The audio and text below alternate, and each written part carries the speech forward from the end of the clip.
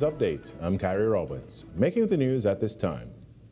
Antigua and Barbuda's ambassador to the United States, Sir Ronald Saunders, is calling on CARICOM Secretary General Dr. Carla Barnett to consider stepping down amid growing controversy over her reappointment. Speaking on ABS television, Sir Ronald said he believes Dr. Barnett's resignation would help prevent further division within the regional body and allow Caribbean integration efforts to move forward. His comments come after CARICOM chairman and St. Kitts and Nevis Prime Minister Dr. Terence Drew confirmed Dr. Barnett secured the required majority for another term during last month's summit in Basté. However, Trinidad and Tobago's Prime Minister Colin Wilson has challenged the process, raising concerns about transparency and calling for documentation, including meeting records and a performance review. Sir Ronald says the ongoing dispute risks deepening divisions within CARICOM, warning that Dr. Barnett's continued tenure could further strain regional unity. In other news, members of the counter-trafficking unit are being commended for their continued efforts. The encouragement comes from Minister of Homeland Security Roger Alexander, who reminded them that the ministry, the country, and international partners are relying on their work. Members of the counter-trafficking unit and other protective services were honored on Wednesday with certificates of commendation for their role in Operation Purple Rain, which rescued 11 victims in Rio Claro and led to the arrest of a businessman. For the recipients of this award this morning, I wonder if our foreparents too would be proud of you. For those, I often say that human trafficking is as close to slavery as I see. You could imagine someone who's caught in a place, cannot leave, and then they hear the knocking on the door, and then the officers here, you appear. You could imagine what that feels like to someone who has been there. Minister Alexander told the officers that their work has surpassed local standards. And I want to thank the unit so much because this is not just for local, but for regional and international standards. And let me tell the persons who are standing here today to receive awards, 15, 16, 17, 18, 19, 20 years from now, your name would be called, as having done something for the betterment of mankind. And that you must be proud. The minister urged officers to maintain their strong performance while emphasizing the importance of going the extra mile through lawful, unorthodox approaches when necessary. In other news, family, friends and fans filed into the Church of the Assumption in Maraval to pay their respects to former national cyclist Colin "Creepy" Wilson, who passed away following an accident at the Easter International Cycling Grand Prix. Paying tribute to Wilson was cyclist and administrator Desmond Roberts, who was joined by some of the sport's top personalities, and they had a message for cyclists.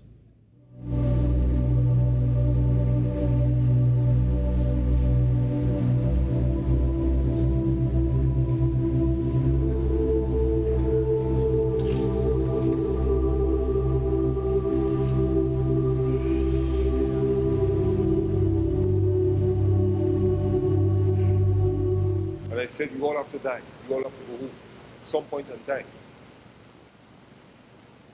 But how are we going home? So I need people to think about that. All cyclists to think about that. You have to protect yourself on the road.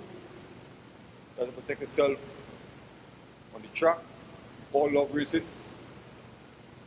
And I repeat, safety comes first. End of the day, your family is the ones that will suffer in the end.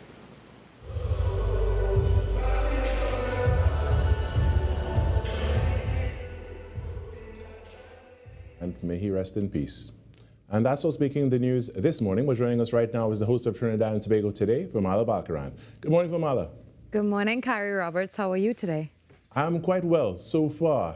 What about you? I'm okay. How's your back? Yeah, slightly better, like step by step. I'm making it, trudging through. I think that's called age, because I'm also having foot problems because I had an injury last year. Yeah. Oh boy. Yeah, You know, well, like- Carrie, you told me earlier that you love anime. Yeah, I do. I mean, when it comes to anime, I'm a little bit of a nerd. When it comes to my favorite anime, I like the old school stuff, like Rurouni Kenshi, also known as Samurai X, that took over Trinidad in the 90s. Yeah, I'm sure you're bringing back some memories for a lot of people this morning. Yeah, so yesterday was World Anime Day, and I mean, we one day passed it, but for those who like to nerd out on the anime, they could have done so in its full glory yesterday. Well, then every day can be anime day as well. I don't know if we'll get anything done. I don't know.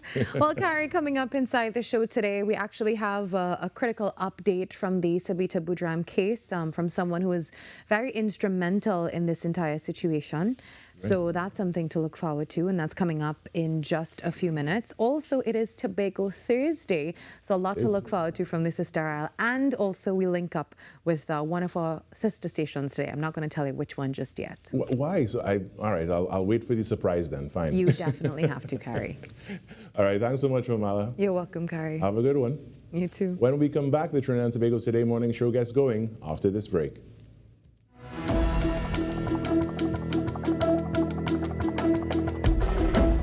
Every client deserves expertise, integrity, and guidance they can trust.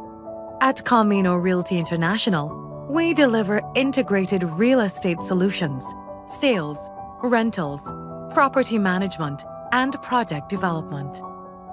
Driven by excellence, transparency, and innovation, we protect value, create opportunity, and build lasting success. Because real estate isn't just about buildings. For more information on our services, log on to CaminoRealty.com or follow us on social media at Camino Realty TT. Camino Realty International, elevating lives one property at a time.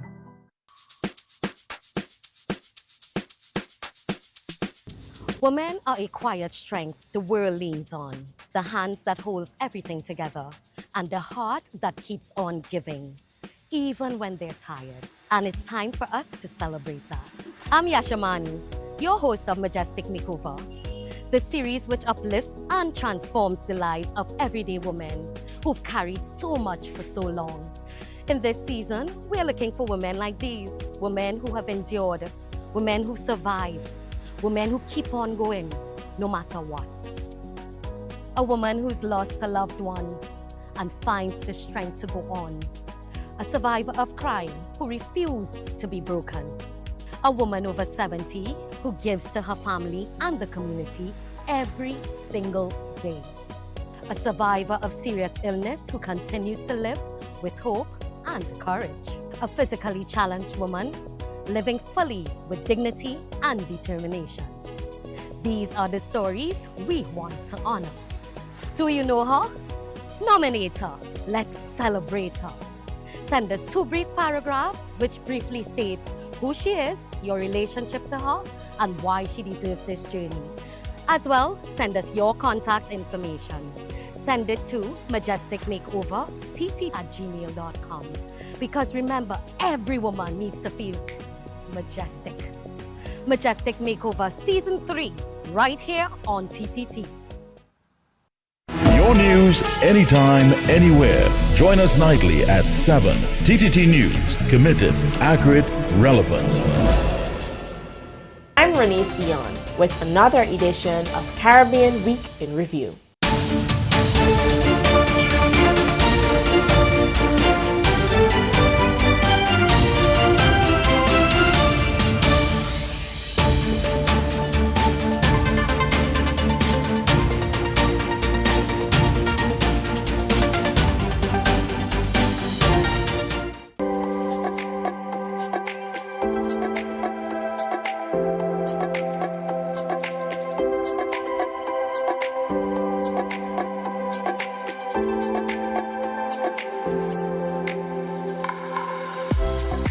Thursday, 16th April 2026. The time now, it is 6:09 a.m. Good morning, Trinidad and Tobago and the world.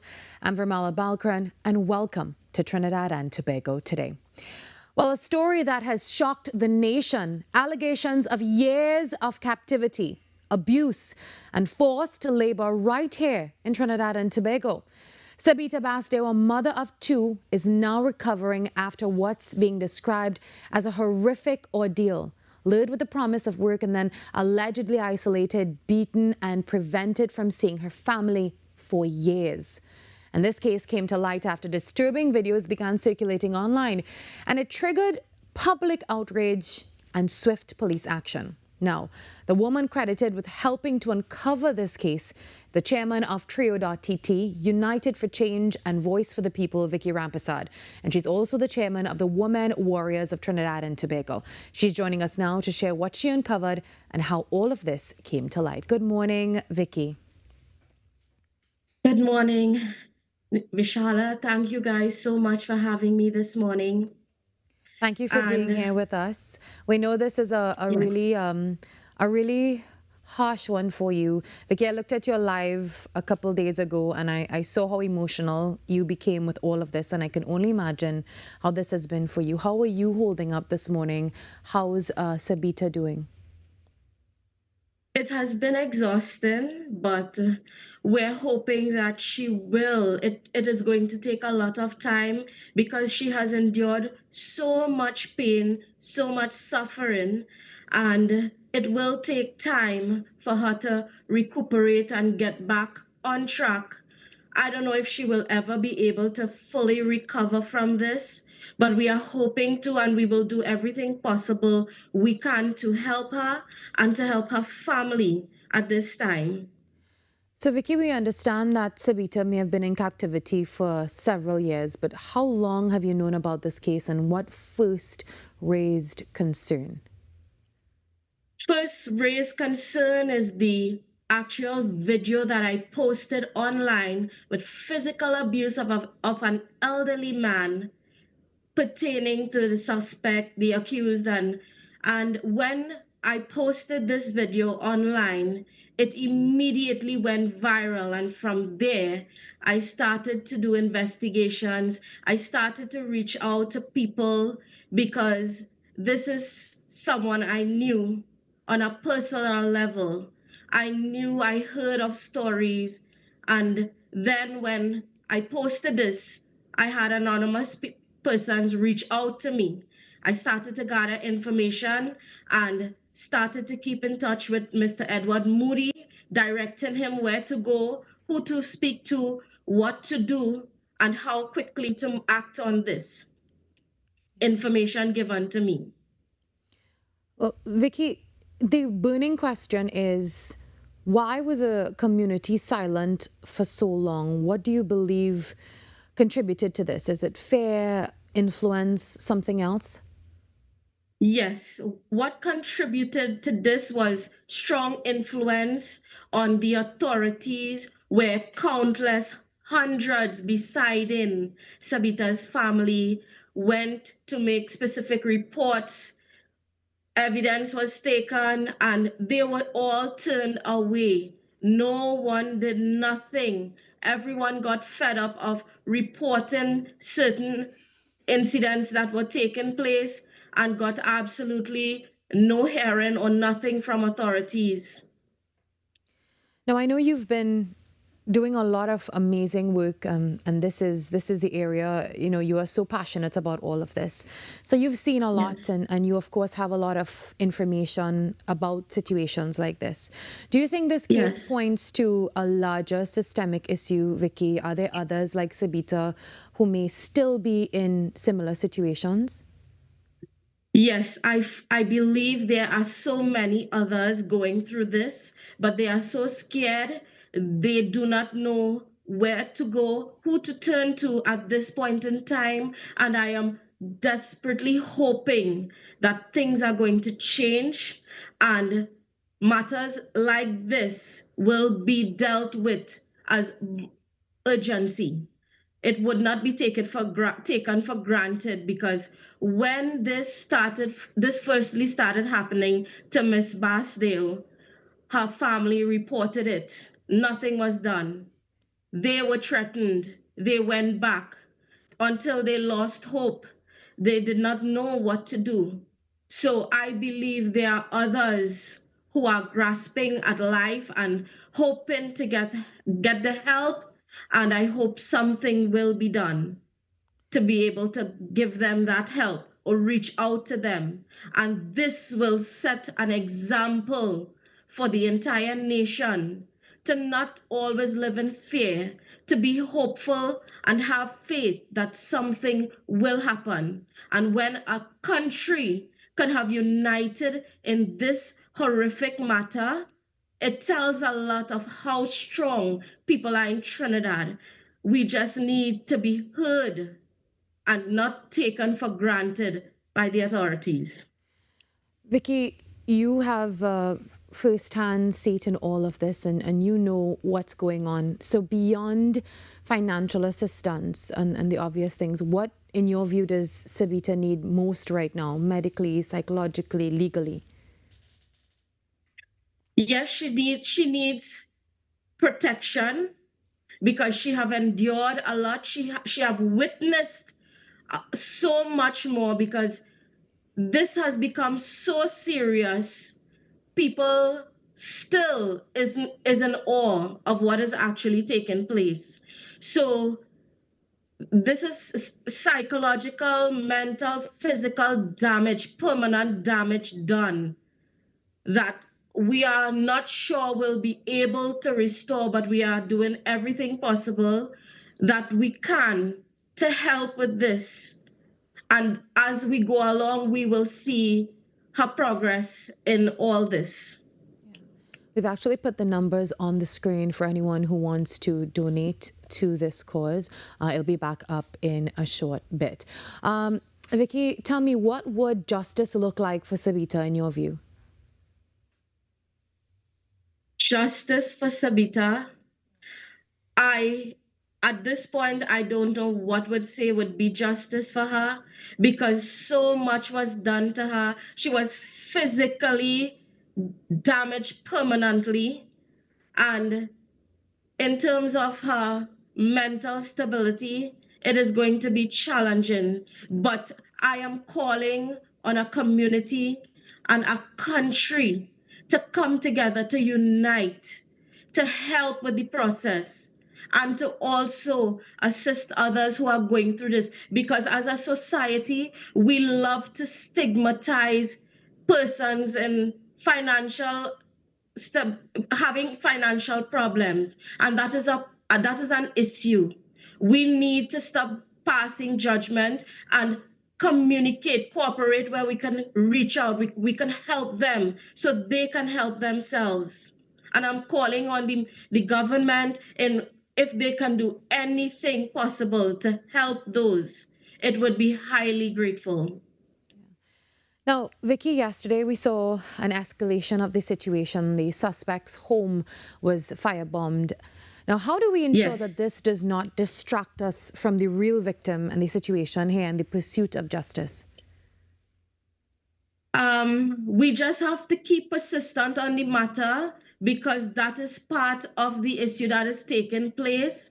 And one thing that I would suggest in instances like this, we do not wait 1, 2, 3 days in order to raid somewhere to find evidence, because there is time you are given in order to destroy stuff, in order things can happen. We do not know the extent of what is taking place, but I ask people to keep their focus on the actual matter in which the victim, the manner of everything that happened, and not stray away too much. Focus on her and focus on whoever can bring more information to light. I would highly appreciate it. And sometimes you have to go beyond to gain the trust of people in order to make them relaxed, that they feel it's safe, secure to reach out. Yesterday, I have received hundreds of complaints, not a couple, hundreds of complaints against the same said person. Countless evidence and reports that is being sent directly to the authorities to deal with this matter as quickly. The public is outraged. They are ready to take the streets for the system to see how they think that it is important for this accused to stay behind bars. The entire nation is ready to take the streets, as they mentioned yesterday, and now people have been comfortable enough, opening up, sending everything to me, trusting Trio.tt, trusting myself that they feel safe to do that. They want to come out. They want to do something now. And this is what we need. We need the bravery of the people. They have lived in fear for too long. And let us give that the community, the nation at large, that stability, that they are safe to come out and stand up and voice their concerns. Thank you very much for joining us this morning, Vicky. The numbers are on the line to donate to this cause. It's here, 397-5125 and 349-8548. Thank you again, Thank Vicky. you for having me. Keep up the great work, and we look forward to, seeing all the great things that you will continue to do. Thank you so much. All right, thank you. Have a great day. The time now, 6:21 a.m. on Trinidad and Tobago Today. When we come back, we kick off Tobago Thursday on TNT Today.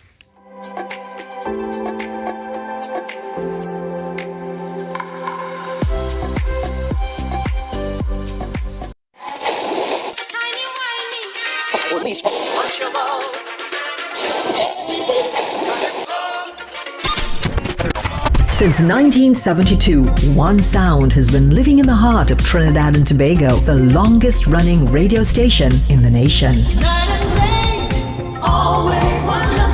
We're your holiday soundtrack, whether it's on your day off, Long drives, or house limes. we are always sweet.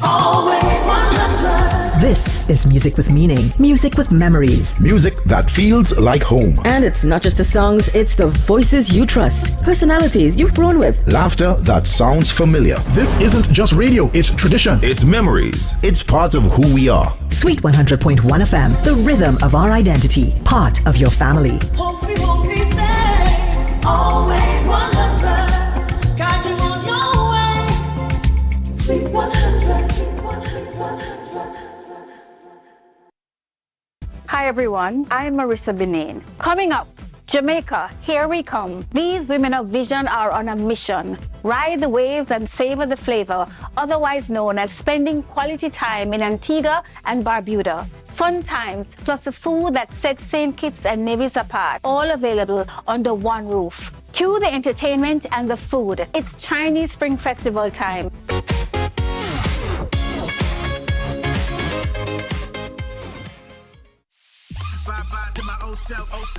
Wake up to the new me. Coming soon. A new sound. A new class. A new class. Can we get much higher? Next 99.1 FM. The next level of radio. TTT News. Every night at 7. TTT News. Committed. Accurate. Relevant. I'm Renee Sion with another edition of Caribbean Week in Review.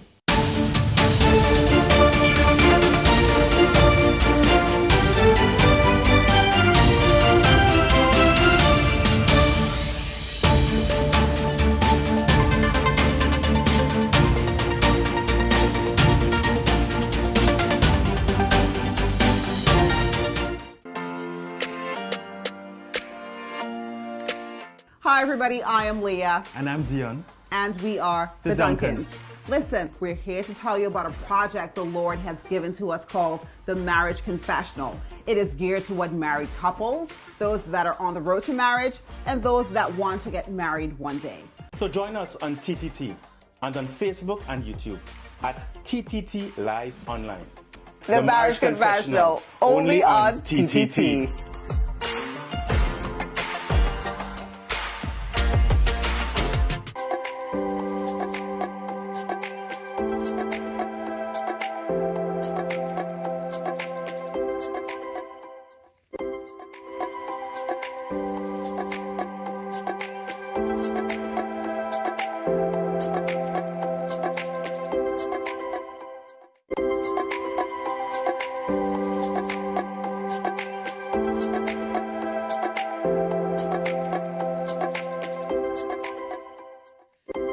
The tragic jet ski incident at Pigeon Point has once again placed a spotlight on marine safety in Tobago, raising urgent questions about regulation, enforcement, and the future of recreational water activities on the island. And now, while some have called for an outright ban on jet skis, operators are now pushing back with proposals for designated access, including exclusive use of areas like Buko Beach. At the same time, concerns remain about whether enough is being done to ensure safety, especially during peak tourism periods. And adding to the complexity of the issue is the issue of enforcement, as the Tobago House of Assembly currently has limited authority under the law, with responsibility largely resting with national agencies. However, efforts are now underway to strengthen local control through proposed legislation. So this morning, to help us unpack all of this, we're joined by Director of Tobago Marine Safety and Security Services, Mr. Alvin Douglas. Good morning, Mr. Douglas. Good morning. Good morning. Thank you for having me. Thank you for being here all the way from Tobago. How's Tobago this morning? It's beautiful. I'm looking at the sunrise, and it's an excellent. It's going to be a good day today. I agree. Well, Mr. How Douglas, is my sister Isle Trinidad? Oh, it's beautiful. It's very hot and lots of traffic. Okay, hold on. Well, Mr. Douglas, in light of the recent tragedy, what is your position on calls to ban jet skis in Tobago? Is this a necessary step, in your opinion, or would better regulation be more effective in this situation? Obviously, better regulations. I mean, I can understand the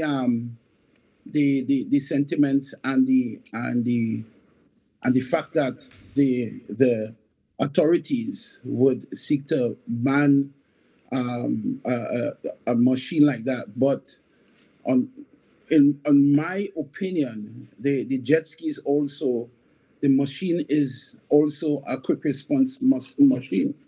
So you can't ban it outright, but you have to put the regulations in place to govern the use of it. I am primarily a recreational scuba instructor, and there's an area in Tobago that we do a lot of training. And my number one concern is the jet skis. The jet skis are, I'm almost terrified of the machine, especially when I have young students in the water. And I'm still not going to advocate to ban it because it's a slippery slope. You have to put regulations in place to monitor and control it. You have most of the people who operate these machines, they are operated in good faith. They understand the limits and they understand the safety. But you have bad actors in the midst, and you have people that don't care. It's not that they don't know. They just don't care because the enforcement is limited. Okay? It's just as dangerous as the jet ski is the boat. And the video that's showing now shows where the boats, some areas, they come very close to the bathers.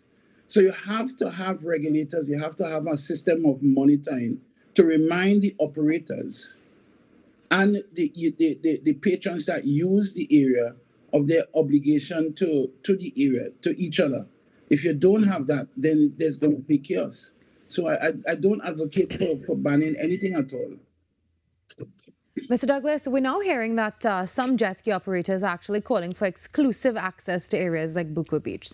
So from a safety standpoint, in your opinion, how viable or risky would that be? I can't imagine these jet skis operated in one area. I also saw an article pertaining to the use of one area. I am thinking that that article is misunderstood because the Buko area is an area where it's very easy for you to launch and pull your vessel out of the water, because one of the things that is lacking on that side of the island is a slipway, which is a crucial piece of infrastructure for launching of your vessels and pulling it up. That Buku area offers a natural slipway. So a lot of the operators, they use that area to launch, but not necessarily to ply their trade, because they launch there and then they move to places like Store Bay or just off Pigeon Point, and this is where they make, quote unquote, they hustle, But I can't imagine the operator saying, listen, they want to have the Buku Reef area exclusively for themselves, because that Buku area is pretty popular for bathing also. So what needs to take place is that there needs to be a restriction in where you operate your jet ski. So let's say, for example, you only are allowed to operate your jet ski 200 meters offshore, because there's a lot of bathing areas on the coast, on that sheltered area of the coast, that people go to enjoy the water, and they don't want to have the jet skis there, especially on the Buku Reef. The Buku Reef should be a no-no for jet ski. You should just only be able to transit through the jet ski to the Buku Reef and at a no-wake speed. And a no-wake speed means that when you pass through the Buku Reef, you cause no wake at all. You cause very little movement on the water. Yeah? Yeah. Mr. Douglas, can you tell us, for the jet ski operators and for anyone wanting to get on a jet ski, what kind of safety briefing should they be given? And also, what safety measures should marine operators have in place? The jet ski, when you go on a jet ski, you go on a jet ski for one thing, for speed, exhilaration. Yeah? So your jet ski should be, first to begin, as an operator, you should have an emergency vessel in place. Should, in case an incident happen, you can respond. Each jet ski should be equipped with the life jackets. Each jet ski should be equipped with an emergency beacon where you can identify which jet ski is and where it is at all time. Your briefing should pertain to where you can accelerate in the jet ski, where you can go, where the bathers are. In the unlikely event of you capsize, what should you do? And also a signal for when for you to come back.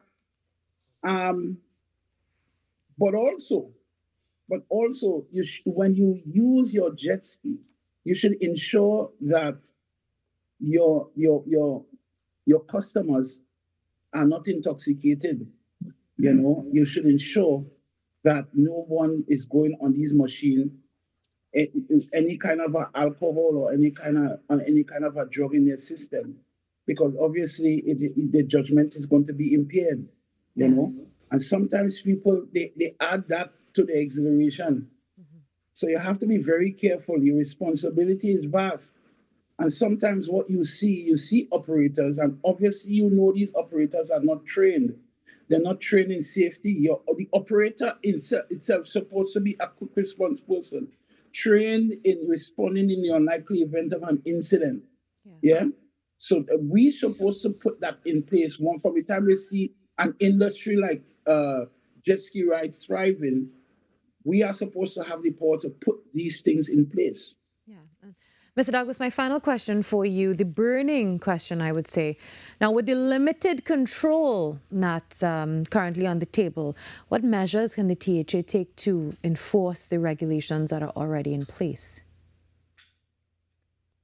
Well, in some ways, the THA hands are tied, because there's a bill right now in Trinidad, I think since 2020, that speaks to having additional regulation and enforcement, the powers to enforce on the Buku Reef, in fact, in the waters around Tobago. And that is the main difference between Trinidad and Tobago, the Buku Reef area.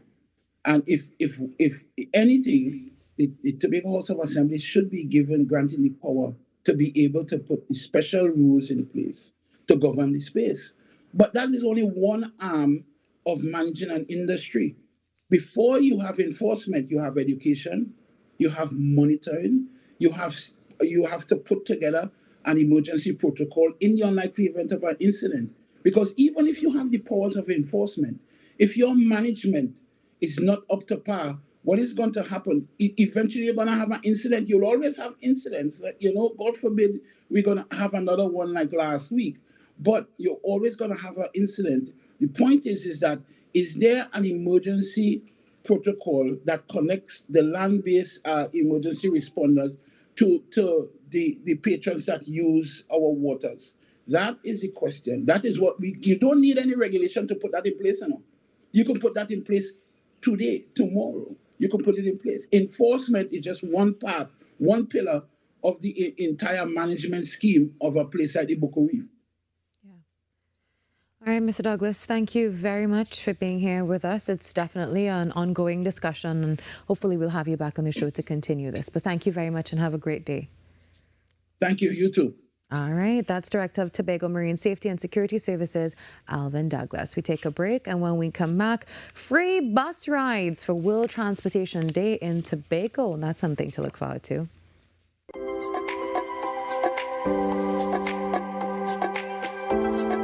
From all over Trinidad and Tobago, Anil wrapping roti at lightning fast speed. Sandra nailing every order in her hardware. Lisa, who is in sync with style. There is no buffering at her boutique. And Dr. Alex filling prescriptions with care. They're all part of the 5,000 strong businesses connected and growing with reliable, high-speed service from Amplia. Now it's your turn. Because with Amplia, you're in good company. Amplia Business. Hey, up for this exciting challenge and confident about your business? If you are, the 1020 feature is just what you need. It's where you give your customers 10 reasons in 20 seconds why they should shop by you. This fun-filled feature will be captured, packaged, and aired on television and promoted on social media simultaneously. Small, medium, and large businesses call or WhatsApp 764-3378 or 313-4215. Let's feature your business. 1020 with Junior K. It's affordable, effective, and fun.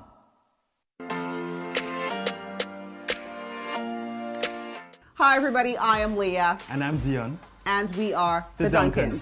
Listen, we're here to tell you about a project the Lord has given to us called the Marriage Confessional. It is geared toward married couples, those that are on the road to marriage, and those that want to get married one day. So join us on TTT and on Facebook and YouTube at TTT Live Online. The Marriage Confessional, only on TTT.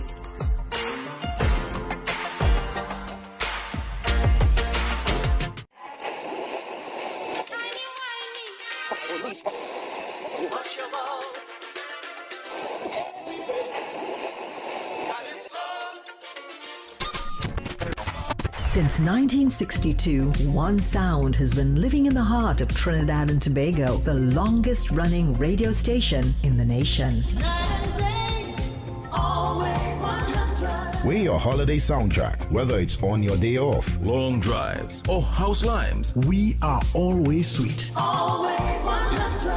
This is music with meaning, music with memories. Music that feels like home. And it's not just the songs, it's the voices you trust, personalities you've grown with. Laughter that sounds familiar. Sweet 100.1 FM, the rhythm of our identity. This isn't just radio, it's tradition. It's memories. It's part of who we are. Sweet 100.1 FM, the rhythm of our identity, part of your family. Always 100. Guide you on your way. Sweet 100.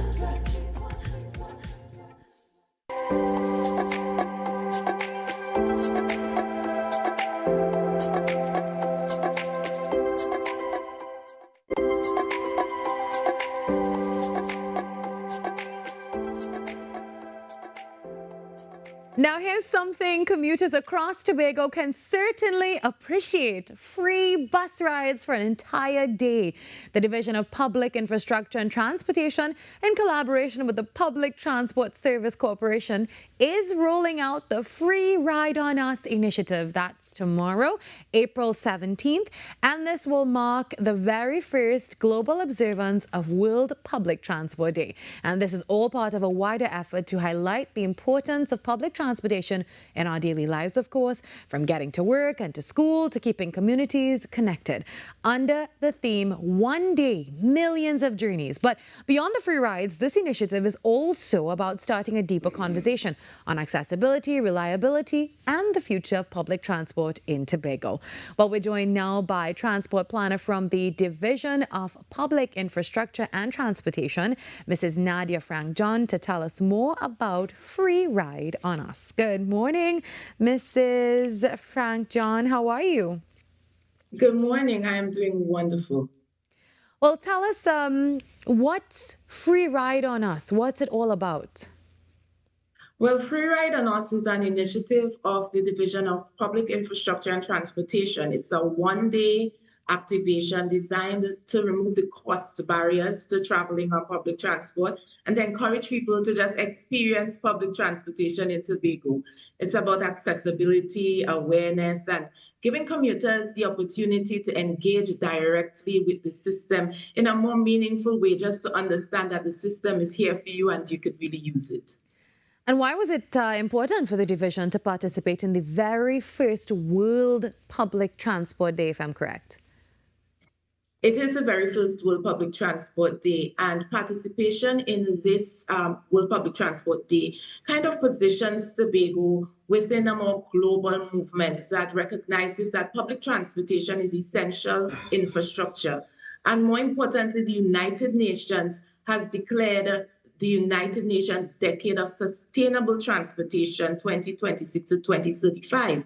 And that begins this year. So this kind of reinforces that global shift towards safer transportation, more inclusive transportation, and our participation reinforces our commitment to building a transport system that is not only functional, but equitable and allows all users to use it with dignity, pride, and to get to where they're going safer.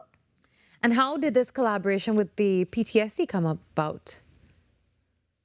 Well, our secretarial line secretary, Mrs. Natisha Charles Pantin, was the brainchild. She had a bright idea and she just gave it to us and we had to run with it. So we partnered with PTSD, submitted a proposal saying, hey, this is something we want to do. How can we work with you to execute it? Because without PTSC, we couldn't do it. And we kind of came together and created a unified approach to serve the public on April 17th. Yeah, and what it went into planning a full day of free public transportation, that's a big feat. It's a big feat, but it's mastered by a lot of collaboration. And so just planning and going back and forth between the staff of all the entities. PTSC collaborated with the Ministry of Works and Transportation on our behalf to get the approvals that were needed. And on the ground in our division, we just kind of made the things happen, but it really was a lot of strategic leadership and collaboration to just pull it together in such a short time. And what kind of response are you expecting from commuters and the general public? We expect a strong response because our communications team has been working hard all week, putting together media releases, making the public available, and we've already started receiving positive feedback. People are asking about schedules and how the system will work on that day and what to expect. And so we are managing their expectations that way, responding to their queries. And all of this information has been shared on our social media platforms. We know that commuters are ready to go, and we may have a system that's overwhelmed on Friday. So we expect a positive feedback. And who stands to benefit the most from all of this? You know, everyone could benefit from it. You know, in Tobago, we like to say Tobago is all are we. So whether you're here visiting or you're a resident, everyone could benefit. Just get to a bus stop, get on the bus, whether you're commuting to work, to school, you're assessing essential services, or you're simply here to relax for a day. We are inviting you to join with us, to come on board and to participate on April 17th. Yeah, well, before we go, what would you say to someone who doesn't use public transport? Why should they give this a try tomorrow? to someone that doesn't use public transport, I would say at this time I understand, because public transport in Tobago, we have had the opportunity to look at it, right? And we understand why people may not use it. Reliability of service, frequency of service, those types of things, destinations, last mile challenges. How do we get to where we're going? But what this program does for us is it allows us to assess the system and make recommendations to make it better. This newly minted Division of Public Infrastructure and Transportation really has a mandate to work with PTSC to ensure that we improve the service. And in improving the service, we're improving the environment, we're improving your sustainability, we're improving how quickly and how safely you can get to where you're going. So I'll say to someone that has concerns, give it a try. It won't hurt you. Well, thank you very, very much. Do wish I was in Tobago to, take full advantage of this tomorrow. But, I'm going to hear about it, I'm pretty sure. But thank you very, very much. Well, whenever you come over, let us know. We'll give you a ride for free. I look forward to that. Thank you very much, Mrs. Nadia Frank John, for sharing that with us. Remember, tomorrow, if you are in Tobago, go ride the bus for free. All right, the time now, it is 6:46 on Trinidad and Tobago today. More happening in Tobago. It is the Tobago Mountain Bike Festival. That's coming up, and we're going to tell you all about it when we come back.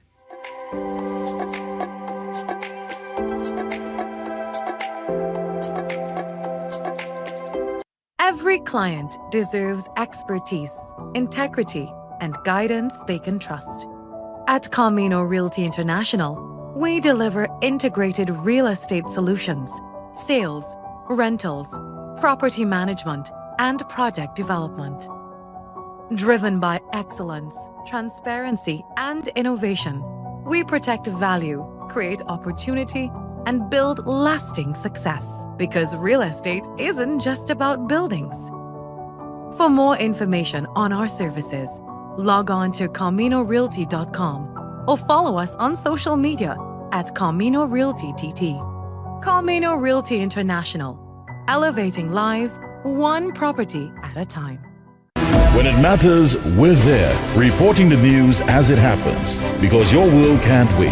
TTT News, nightly at 7. TTT News, committed, accurate, relevant. Ever wondered what happens before the lights come on? Before the crowd pours in? Before the magic hits the stage? This is your all-access pass.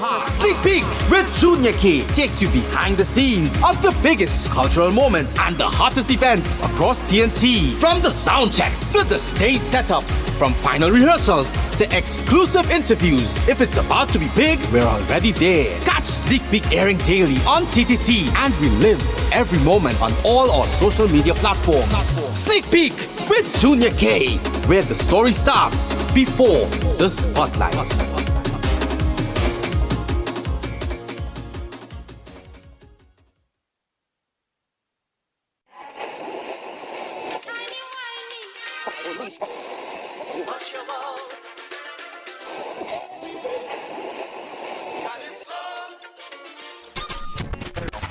Since 1962, one sound has been living in the heart of Trinidad and Tobago, the longest running radio station in the nation. We're your holiday soundtrack, whether it's on your day off, long drives, or house limes. We are always sweet. This is music with meaning, music with memories. Music that feels like home. And it's not just the songs, it's the voices you trust, personalities you've grown with. Laughter that sounds familiar. Sweet 100.1 FM, the rhythm of our identity. This isn't just radio, it's tradition. It's memories. It's part of who we are. Sweet 100.1 FM, the rhythm of our identity, part of your family.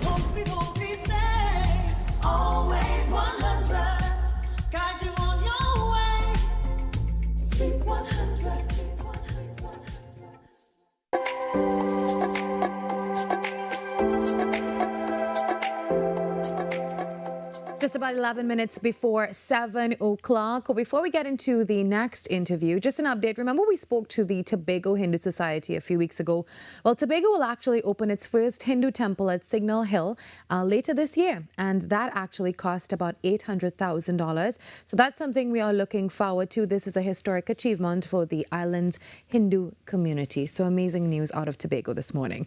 So as we continue with the show, Tobago Thursday, Tobago is gearing up for an adrenaline-packed weekend as the May MTB Madness rides into the Table Piece recreational grounds from May 1st to the 3rd to host the Tobago Mountain Bike Fest. From cross-country races for all ages to a high-energy enduro showdown featuring top local and international riders. This event blends sport, adventure and family fun. And it's not just about the racing. There'll also be a bike expo, a family hike, and an atmosphere filled with entertainment and, of course, lots of food. Well, joining me now is Amon Healy Singh, Director of May MTB Madness Race. Good morning to you, Amon. Good morning. Good morning to you. Well, let's start with the big picture. What is May MTB Madness? What is it all about? How does this event come to life? Well, it was just an effort to showcase Tobago's beautiful trails and integrate the local cycling talent and sort of mix it up with international elements and see what we get at the end. Well, you spoke about the cycling trails, but what makes Tobago the ideal location for an event like this? It's proximity to the Caribbean coast, the beautiful rolling hills. It's a natural amphitheater around the race site that's just extremely picturesque. Yeah. Now tell us about the categories. As I spoke about before we began, there's categories for kids, newcomers, adults. Give us all the details about those categories. Okay, we've based the categories on the UCI, which is the International Cycling Body. Their guidelines are sort of every 2 years. So under 7, under 9, under 11, under 13, etc. We also have big newcomer category, a sport category, a limers category, and of course elite for those who are very serious. So something for everybody. If you just are sort of part-time rider or you're very committed, there's a group for you. And for someone who's never tried mountain biking like me, what can we expect when we come out? Well, Friday will be the cross-country day, and that is the one that's sort of quite accessible to anybody. So you could be a first-timer. Once you were sort of proficient on the bike, you could participate on the Friday. The Sunday, I need to remind you, is sort of strictly for the experienced, and that is a national event. So the national champion will be chosen at the end of the Sunday race. That's on the 3rd of May. That's a 5-stage race, and it involves time stages. And of course, the quickest of the combined 5 stages wins. Yeah. And I know you have both local and international competitors in this year's event. Am I correct? Yes, we have a couple of regional riders coming in. There's a young man from Barbados who is coming down again, Sam Didier, and a few English and a few American, a few Canadians coming down so far. So quite excited about that. Yeah. What is the mountain bike, I should say, sphere or group like in Tobago? What is that sport? Well, can you call it a sport, right? Yes, it's an Olympic sport. Right. I mean, obviously, Commonwealth Games have an established cross-country mountain bike race. Yeah. And the group in Tobago is growing. That's all I can say. A lot more people and ladies are getting involved in it. And of course, it's quite light and recreational, mostly for the participants. And only then when you develop a bit of experience, then you can kind of step up to the enduro level. Yeah. But yes, it's growing. We have a healthy group. Well, give us the details about the event once more for anyone wanting to attend. Sure. Friday, 1st of May, in the afternoon, the cross-country races will start at 1 p.m. and that will finish up at about 5 with prize giving. The Saturday is like an expo day, a family day. We have hikes for riders and anybody interested in the morning to walk one of the trails that will be showcased the following day. There's also an airbag, which is essentially a big blow-up bouncy castle that riders can hit a jump and land safely on it. And then Sunday is the real action, the National Enduro Championship, starting very early at about 6:30 and finishing around about 4. Yeah. Are you taking part in this event as well? I am. Believe it or not, I started getting involved in putting on these events because I myself wanted to participate in enduro racing, and it wasn't established in Trinidad, but now very well established with other clubs doing other events. There's one on the 25th and 26th in Victory Heights. There's one recently, the Shag Attack. So now we have quite a few enduro events, which is great. So you are part of this 5-stage enduro race. Well, good luck in that. We wish you all the best. I might just be a part of the kids' activities, but you have to start somewhere. Eamon, you really have to start somewhere. So it is kid-friendly as well. So just a reminder for families that they can bring out their children, right? Of course, yes. We are asking the parents to get the kids outdoors and get them healthy and active. We need to move the kids a little bit and promote sport generally and well-being. Yeah. And what are you looking forward to most about this event? Just seeing where our local Tobago kids in my group, we have a charity group called Life is a Cycle, and I'm bringing a lot of new kids to the sport, and I'm excited to see how they match up to their Trinidad competitors, their fellow countrymen and women, see how it works out. Well, thank you very much for joining me this morning, Eamon, and all the best in this event and in your race as well. Thank you. Pleasure. All right. Well, Carrie's up next with the news at 7 a.m. When we come back inside the next hour, more on Tobago and, of course, the link up.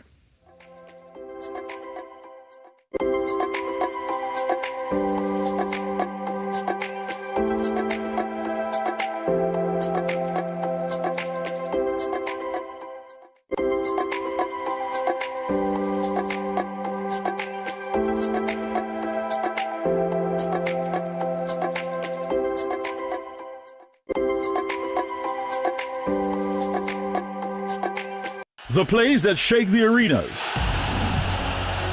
The stories that move a nation.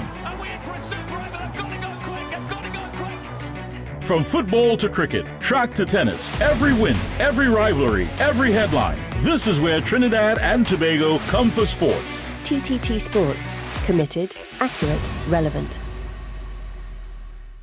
Hello everyone, I'm Pastor Lisa Singh from Heavenly Grace Ministries in New York, and I want to take this opportunity to invite you to join me right here every Sunday morning at 6:30 a.m. It has been a fantastic 2026 so far, and the Word of God has just been unraveling in ways that we can only imagine. So I don't want you to miss out. Remember, every Sunday morning, 6:30 a.m. right here. Looking forward to being with you. Exalt the Lord, our God, and worship His holy name. For His mercy, kindness. Lift your voice, every nation, all creation, great and small. Exalt the Lord. Hey, up for this exciting challenge and confident about your business? If you are, the 1020 feature is just what we do. It's where you give your customers 10 reasons in 20 seconds why they should shop by you. This fun-filled feature will be captured, packaged, and aired on television and promoted on social media simultaneously. Small, medium, and large businesses call or WhatsApp 764-3378 or 313-4215. Let's feature your your business. 1020 with Junior K. It's affordable, effective, and fun.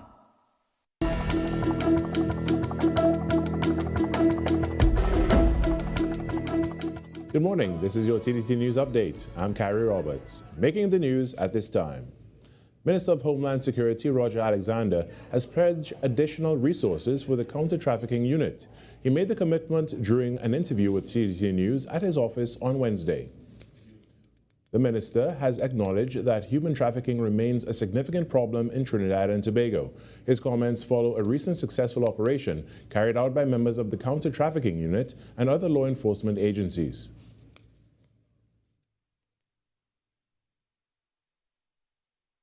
Because persons see it as an avenue to make money. So one man is benefiting and another man, life, is being destroyed. The minister commended the work of the unit and spoke of plans to provide additional resources. When you see those requests coming, you have no choice, because I understand it at that level because I was there. So I know what is required, how soon it is required. So we'll stop at nothing to ensure that they receive the right resources, whether human or technical, that they need to bring that unit, to move it away from that tier 2 there right now into tier 1. The minister commended the work of the unit and spoke of plans to provide. Minister Alexander also issued a warning to perpetrators, saying justice is closer than they expect, while thanking members of the public for continuing to come forward with information. In other news, the Couva Tabaki Talpara Regional Corporation will be conducting an investigation into who is responsible for illegal dumping in the McBean area. Corporation Chairman Ryan Rampersad and a team of officials expressed disappointment when they visited the site on Wednesday. He said this is an ongoing issue in several parts of the region and warned that the matter will not be taken lightly. Because contractors are supposed to collect the garbage in the various communities and take it to the various landfill sites.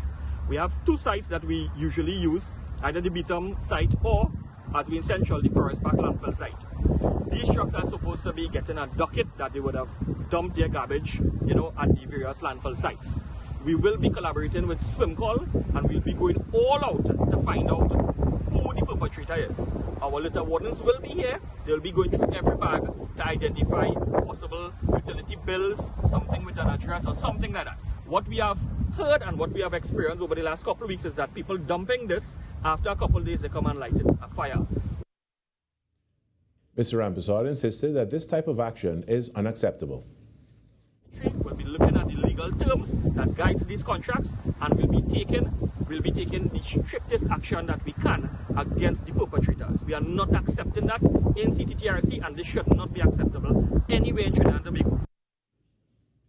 The Powhatan Secondary Schools Intercall Tournament heats up this week as the quarterfinal stage is set to take place this afternoon, promising several exciting matchups.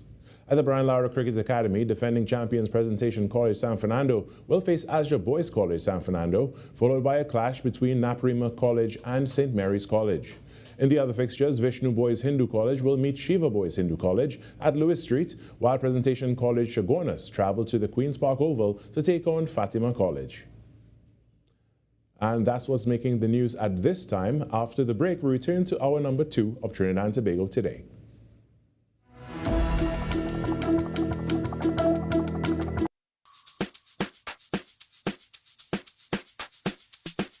Women are a quiet strength the world leans on, the hands that holds everything together, and the heart that keeps on giving, even when they're tired. And it's time for us to celebrate that.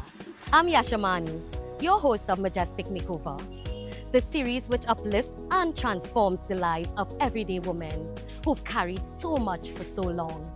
In this season, we're looking for women like these, women who have endured, women who survived, women who keep on going, no matter what. A woman who's lost a loved one and finds the strength to go on. A survivor of crime who refused to be broken. A woman over 70 who gives to her family and the community every single day. a survivor of serious illness who continues to live with hope and courage. A physically challenged woman living fully with dignity and determination. These are the stories we want to honor. Do you know her? Nominate her. Let's celebrate her. Send us 2 brief paragraphs which briefly states who she is, your relationship to her, and why she deserves this journey. As well, send us your contact information. Send it to majesticmakeover@tt@gmail.com. Because remember, every woman needs to feel majestic. Majestic Makeover Season 3, right here on TTT. Every client deserves expertise, integrity, and guidance they can trust. At Camino Realty International, we deliver integrated real estate solutions, sales, rentals, property management, and project development. Driven by excellence, transparency, and innovation, we protect value, create opportunity, and build lasting success. Because real estate isn't just about buildings. For more information on our services, log on to CaminoRealty.com or follow us on social media at Camino Realty TT. Camino Realty International, elevating lives one property at a time. Unleash your imagination with TTT's Terrific Toon Time. Join us as we stop evil geniuses from taking over the world on Super Z, or hop on board for a journey into outer space with Galaxy Kids. Be a part of our quest to save the forest alongside our robot pals from Bugspot Ignition. Or let's go exploring with Duda and Dada. It's fun-filled adventure with Terrific Toon Time right here on TTT.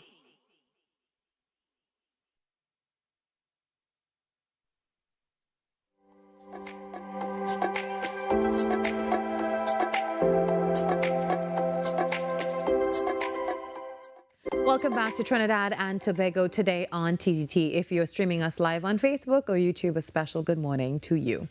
Well, have you been following the controversy involving PNM Senator Janelle John Bates and former Health Minister Terrence Singh?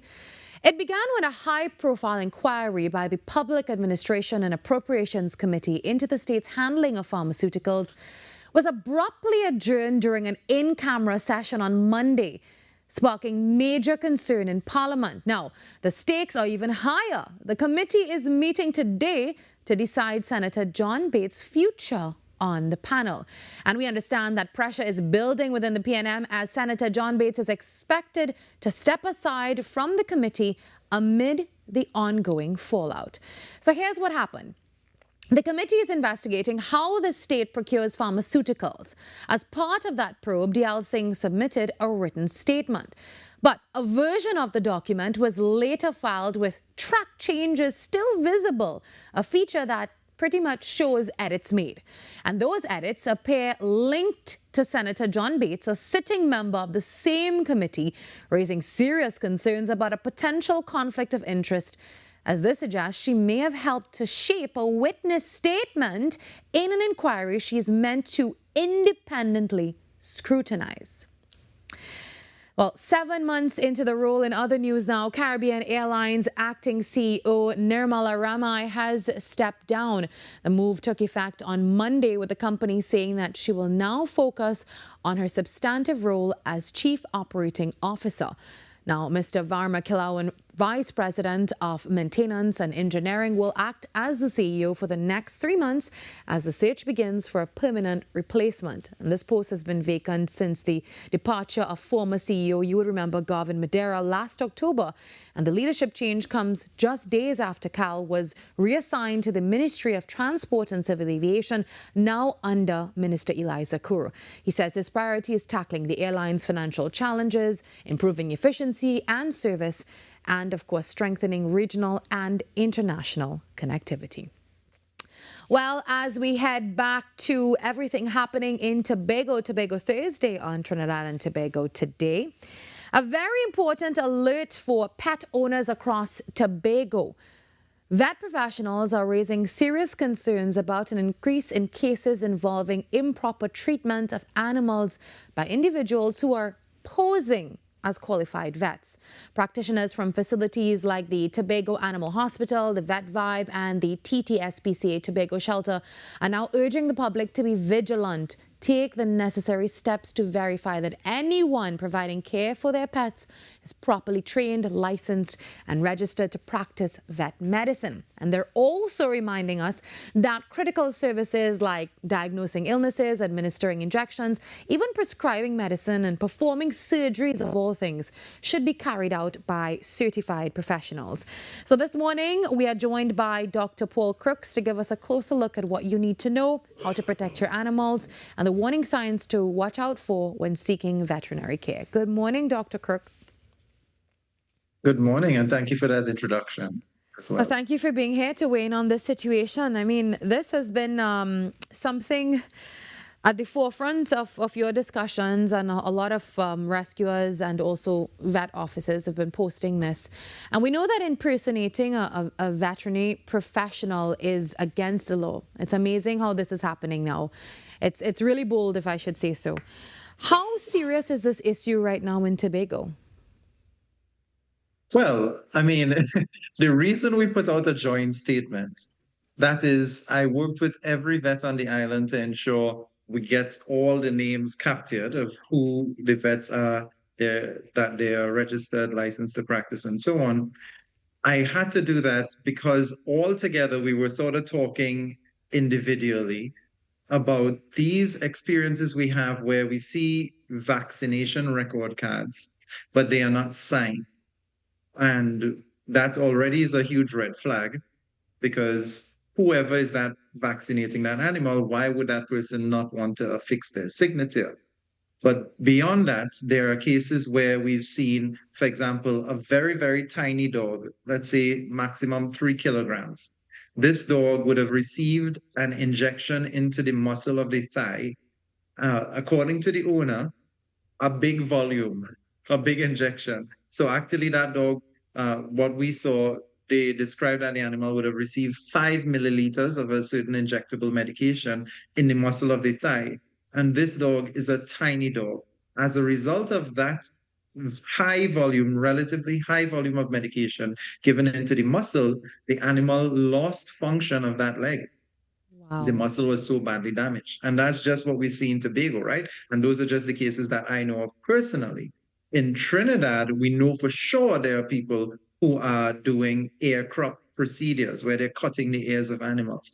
And many of these animals are just sedated, even if they are sedated, so that the animals are actually being basically tortured while undergoing these surgical procedures. So altogether, we are trying to discourage members of the public from participating in the support of these illicit or fraudulent veterinary type practices. Yeah. Now, we've heard rumors of some vet people trying to impersonate vets and doing spays and neuters in Trinidad as well.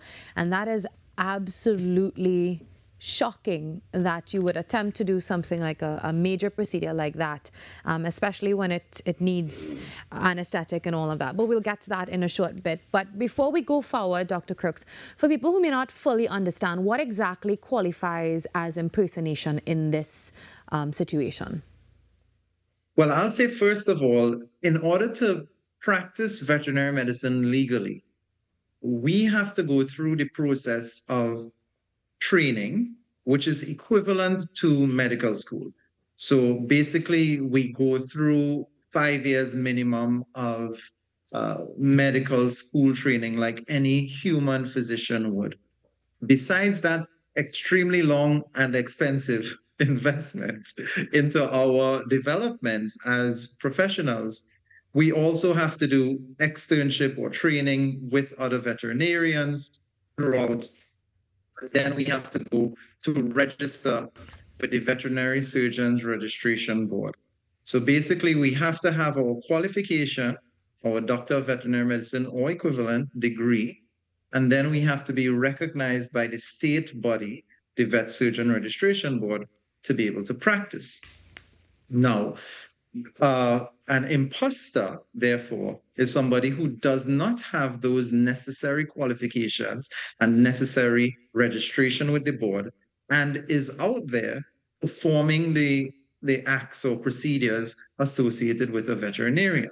So we know that there are persons who call themselves doctor, even in marketing. They say doctor this, doctor that, and they are not doctors. They did not graduate with the degree of Doctor of Veterinary Medicine or equivalent. One, we know that there are persons who are out there performing certain procedures which ought to be limited to veterinary professionals. Now, there is some gray area, and in those gray areas, you have the vet students who work with veterinarians, and those vet students may perform surgeries under supervision. Those vet students may administer injections. In the case of the government Ministry of Agriculture, there are animal health assistants who also may administer injections and so on direction of veterinarians. But those persons are trained to do that, one, and are limited to practicing in farm animals only. So where somebody is not qualified, not registered, and when that person performs procedures in pet animals, horses, exotic patients, including your iguanas and so on, that person who is doing those acts, who is not registered, is committing fraud. And basically, at the end of the day, for us at the Vet Association, we would need to collect that evidence if we hope to pursue it at a criminal level. Doc, as I said before, it's pretty bold that people would try to do things like this, and they go so far as also impersonating medical doctors. We've seen much of that, and too much of that, I should say. Now, there is a perception that vet care is expensive. So now, would you say that this is driving people towards these unlicensed practitioners, in your opinion? Well, okay, so that is a fair question, and it is something that is an ongoing debate as far as how do we encourage people to move away from these fraudulent practitioners. And in reality, we know that many of the owners are very aware that these people are not vets. In fact, I might ask somebody on the phone, you say you went by somebody and you got the animal treated. Who's the person you went by? And you'll hear the hesitation in their voice before they finally say, well, it's this person that I went by and I know is not really a vet, but the person worked with animals for 20 years or whatever. Yeah. That is, it really doesn't matter that that's the case. That's one. And ultimately, you really are putting your animals at risk when you go by one of these fake vets, and it may end up costing you more. Now, in terms of veterinary costs, we know that there are many justifications for why veterinarians charge what they charge. Think about it like this. If you go by a veterinarian, that veterinarian administers an injection. That injection should be with a sterile needle and a sterile syringe. This is an oversimplified view of the thing. So a brand new syringe, a brand new needle should be burst out of the pack. Some of these, or many of these veterinary imposters get their needles and syringes, and who knows how they get them, but they receive them, and many of them perform washing procedures where they soak the needles and syringes in bleach water and so on to try to sterilize the needles and syringes, which are supposed to be single-use, single-discard items. They reuse them in a way to cut costs. And that puts your animal at significant risk for bacterial infection, for viral disease, just at risk. And that's just one example, puts the animal at so much risk that is it even worth considering? Because I honestly don't know how much these people charge, but is it even worth considering that difference when you are putting the animal at such significant risk? So ultimately, that's the decision that the purchaser or the client has to make. A veterinarian is charging his rate or her rate because that is necessary to run the business and provide the quality service that is expected and is required for the humane treatment of animals. Well, Dr. Crooks, what practical steps should pet owners take to verify that a vet professional is actually legitimate? Well, that's a very good question. So the Trinidad and Tobago Veterinary Association is currently working with the Veterinary Surgeons Registration Board to get an updated list of registered veterinarians across the country. Because of course, while we put out this joint statement that says, here are the vets who are registered and based on the island of Tobago, the truth is that any vet registered in Trinidad and Tobago can legally practice anywhere in Trinidad and Tobago. So there's the possibility that vets can come from Trinidad to practice at any time, even if it's just for a weekend. So what the Trinidad and Tobago Vet Association aims to do is, working with that board, publish the full list of registered veterinarians and make that the information public, where people can check to see, is my vet on this list in the first place? With that, you'd know, okay, well then fine, my vet is a vet. But in the absence of that, and until the time that we publish that list, we are asking that members of the public please email the Trinidad and Tobago Veterinary Association at ttva2008@gmail.com. That's ttva2008@gmail.com. Email us and just ask us, is this person a vet? We also have a website where we have a list of our registered members, which is not all inclusive. There are members, there are non-members who are registered to practice. So if you find a name on the website, you know that that's a veterinarian. But if you don't find a name, send us an email.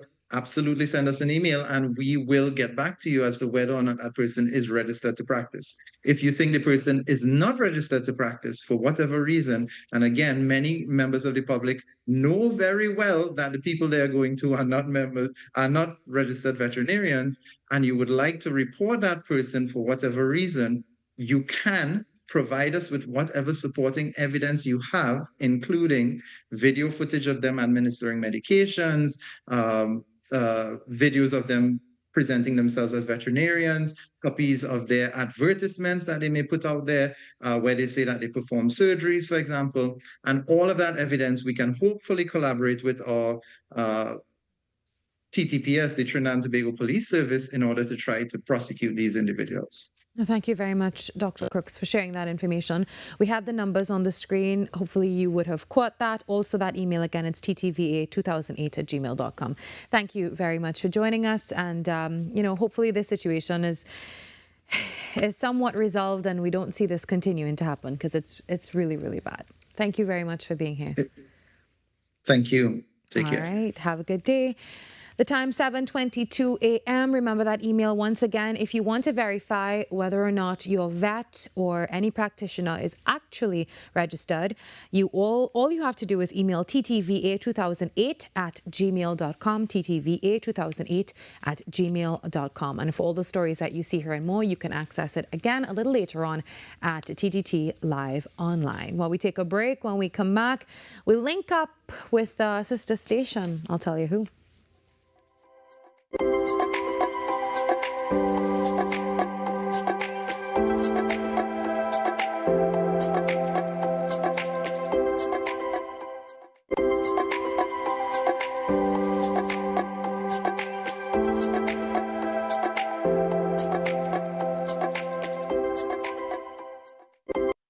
Talk City 91.1. Thought-provoking conversations, bold perspectives, voices you trust.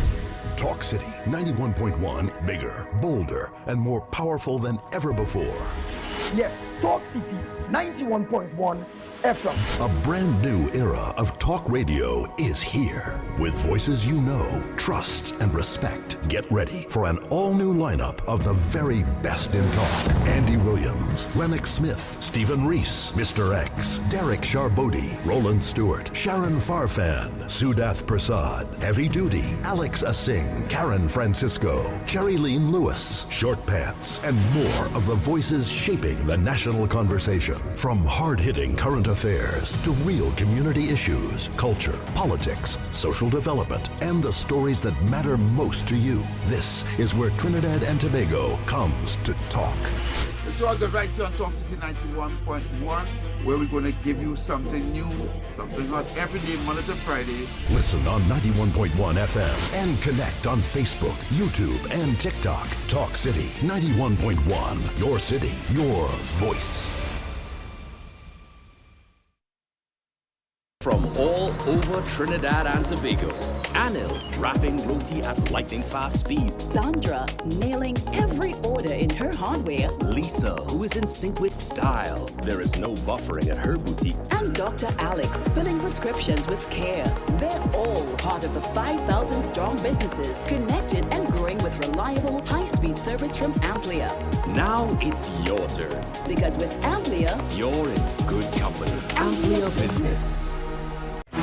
Your world moves fast, so do we. TTT News brings you the people, events, and issues that matter most. Stay informed, stay ahead. TTT News, every night at 7. TTT News, committed, accurate, relevant.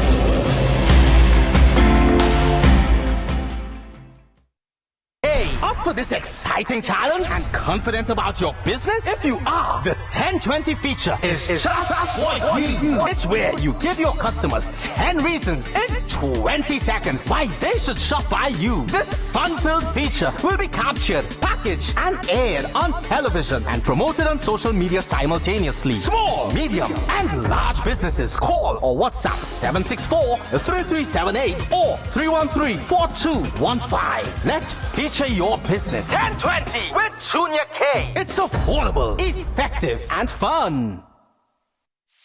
Bye-bye to my old self. Wake up to the new me. Coming soon. A new sound. A new class. Can we get much higher? Next 99.1 FM. The next level of radio.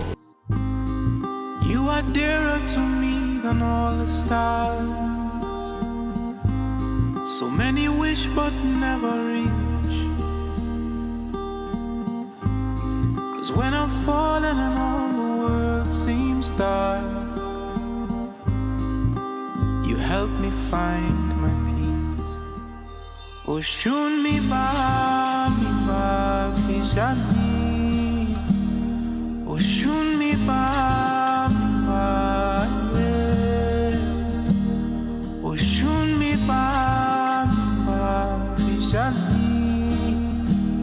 Arubita, yeah, yeah, yeah, yeah, yeah, yeah, yeah, yeah, yeah, yeah, yeah,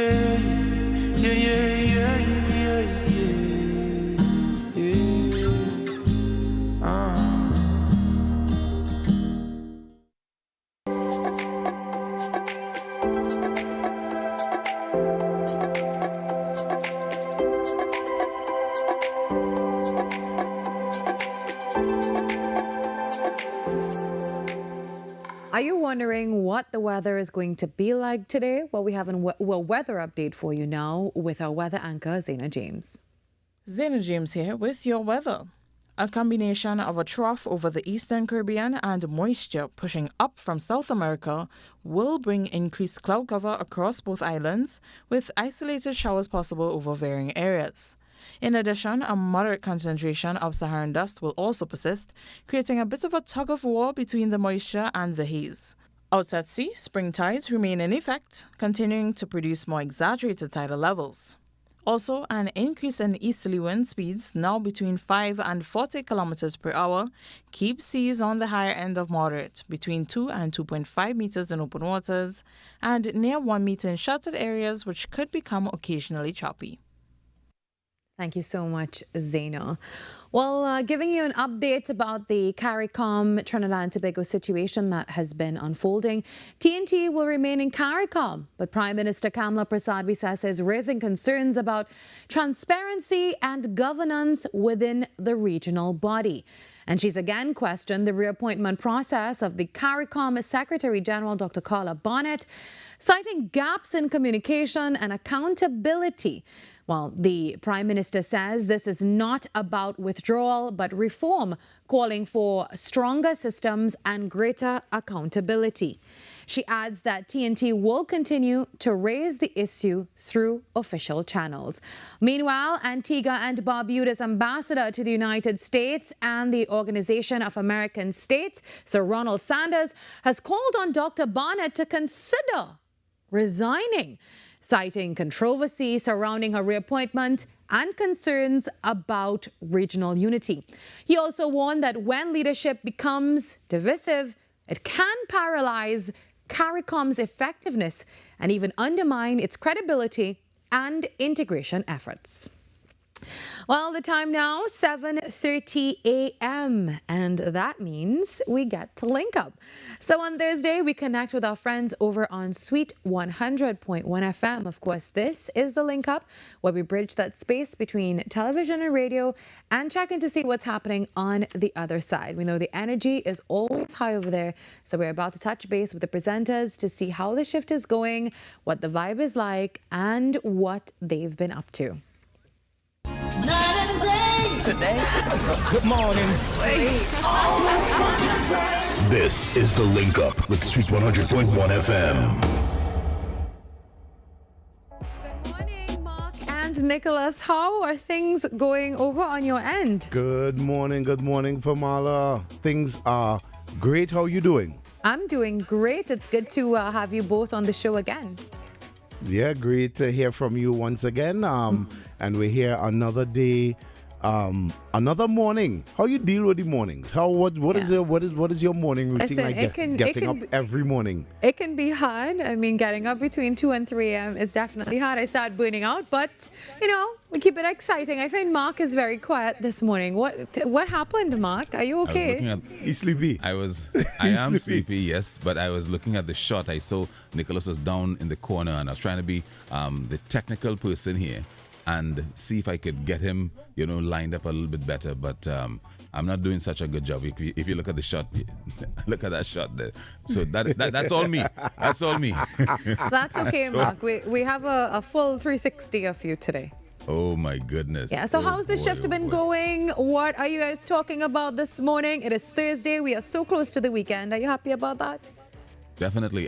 What we're looking at, and we were actually looking back on the last event we did at Rockback, which was the Reggae Love Live, which was well attended. And I think the time before when we spoke, we would have been talking about the lobby when we were heading down to South Trinidad. Yeah, we were heading down to South Trinidad. So that happened, and then we had the Reggae Love Live at Rockback, which was lovely. It was an amazing event, and we had such a wonderful time. So we were just reminiscing on that, and then we started to talk about morning routines, and school has reopened, and the traffic, and the way we're now maneuvering that from time to time. Yeah, it's definitely hard, but we get in here before the traffic starts, so that's a good thing, but not so good for everyone else. What about the music? What's trending these days? There's so many things trending. You know what I do like, Nick? And sorry, I get so accustomed. This song with Shinsia and Vibes Cartel. There's one of my favorites also too. It's a nice crossover flavor. Vibes Cartel adding a different touch and a different spin to Shinsia. Yeah. And of course, we're not so accustomed to the camera, so we're getting the cues. Hey, look at the camera now, look at the camera. So we're trying to get it down here. So folks, hopefully by the next one, we'll be more in tune with our camera angles. But Shinsia, Vibes Cartel, that's one of my favorites. Nick, what about you? I'm choosing Texas. Choosing Texas. Choosing Texas. So it's not it's sort of a country song, but it's one of the number one songs now trending now, and the video. I think for me it's the video. I saw the video and then I fell in love with the song. So that's one of the songs that right now is trending, and I really like. So that's one of the songs that we're definitely looking at. Definitely. Yeah, Mark, are you a Vibes Cartel fan, Mark? Not really, I'm really? not really a Vibes Cartel fan, but this one kind of got me. I don't know a lot of the Vibes Cartel song because he doesn't really fit into our format basically. But this one is a really nice one when he linked up with Shinsia. A nice blend. A really nice blend. And persons have been taking to it very, very well also. And what about you? What's your favorite these days? Honestly, I don't think I've really been listening to much music. I've just been really consumed with work. But maybe I'll take a listen to that song, Nick. Thank you for that suggestion. And I'm seeing the studio looks absolutely lovely. I'm actually getting a really good view of that side wall.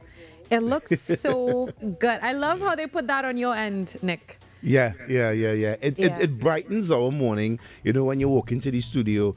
And, as you enter the studio, you see these nice colors, and it just gives us that nice feel, to kick off your morning. So this brightening of the studio and our mural wall it's such an awesome thing that we experience every morning. Yeah, also, persons have been encouraged. We have we have a shelving unit now where persons have been invited to bring a personal item. And, maybe the next time around we'll be able to show you what's on the shelf now. And what did you bring, Mark? What did I bring? I brought about 2 things, but one was rejected. I had a teacup. I thought it was too big. And now I have the jazz man, and I'm pointing to it because I thought you were seeing it, and to our viewers also, we thought they were seeing it also. Our producers is he brought a jazz man. They asked him to bring one small item, and Mark brought a whole. I don't know if you're seeing it. He brought an entire jazz Nicholas, man. The camera's on Nicholas right now. Maybe okay, let me see if I could get it. This is what No, you pass it back. Okay. Oh, I have to pass it back now. Okay. We're going to pass it back. Here it is. No, okay. no, Mark. There we go. Mark, that is overdoing it. Yes, a small item we asked him. First he brought 2. Then this big, that is not small, Mark. That is taking up almost the entire shelf. Look at me and look at him. It's a small item. Listen, Mark, I like you a lot, but I have to side with Nick on this one. You see, this is what I have to deal with every morning, look folks. At the size of this. This is a toy. Small items, Mark. Mark, where did you get this? Give us a long story. Okay. I don't know if we have time for the long story this morning. Maybe next time we'll have a part 2. Yeah. So what's coming up for the rest of the shift, guys? Okay, and the focus will be on Mother's Day, which is just around the corner. Yeah. So we're getting ready to step into our Mother's Day programming, and also Mother's Day, we got some giveaways coming up also. But Father's Day is just around the corner also, so we can't leave the dads out. So those of you who are seeking some sort of relief because your jersey busts up and your socks mash up, you could Father's Day around the corner. We know mothers are well taken care of. I wouldn't say, but what else we get for Father's Day? But yeah. In that department, you're going to be well taken care of, guys. Father's Day is around the corner. There's hope for you still. Well, thank you, but guys. for Mother's Day, we got some wonderful things coming up. Thank you for joining me this morning. Have a beautiful rest. Thank you, Virmala, for touching base with us. Have a great day today. Have a great shift as well. Enjoy the rest of your shift and enjoy the morning with that very big artifact, Mark. Well, the time it is 7:37. That was the link up on Trinidad and Tobago today, and of course, Sweet 100.1 FM. Today, good morning, Sweet. This is The Link Up with Sweet 100.1 FM.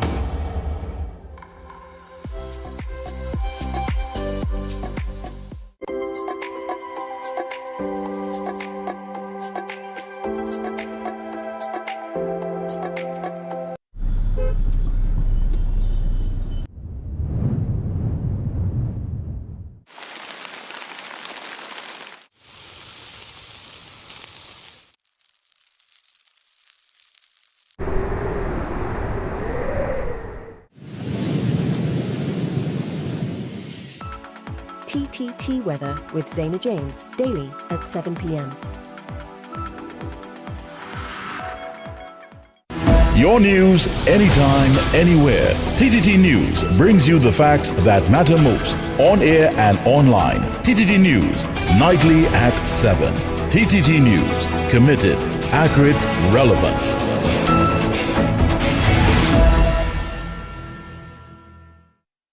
Hi everyone, I'm Marissa Benin. Coming up, Jamaica, here we come. These women of vision are on a mission. Ride the waves and savor the flavor, otherwise known as spending quality time in Antigua and Barbuda. Fun times, plus the food that sets St. Kitts and Nevis apart, all available under one roof. Cue the entertainment and the food. It's Chinese Spring Festival time.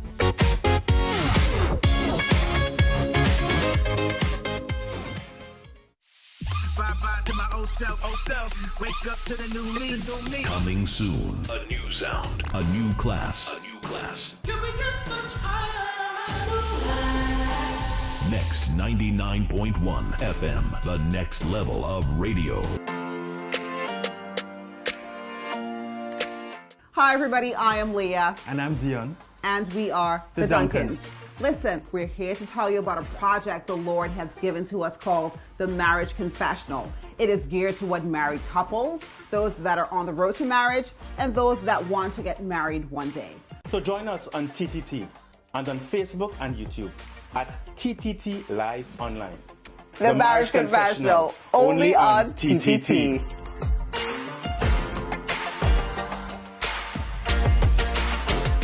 Ever wondered what happens before the lights come on? Before the crowd pours in? Before the magic hits the stage? This is your all-access pass.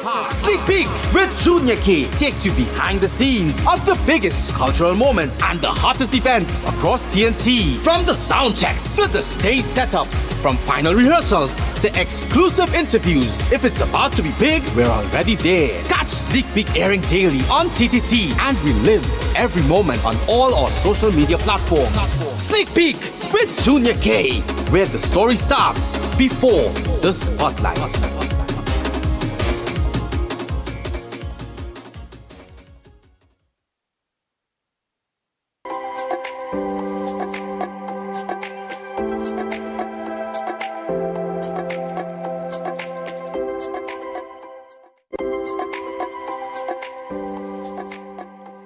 It is being seen as a major step forward for Tobago's digital futures. Tobago Information Technology Limited and the Telecommunications Authority of Trinidad and Tobago have officially signed a memorandum of understanding aimed at boosting collaboration in ICT and telecommunications.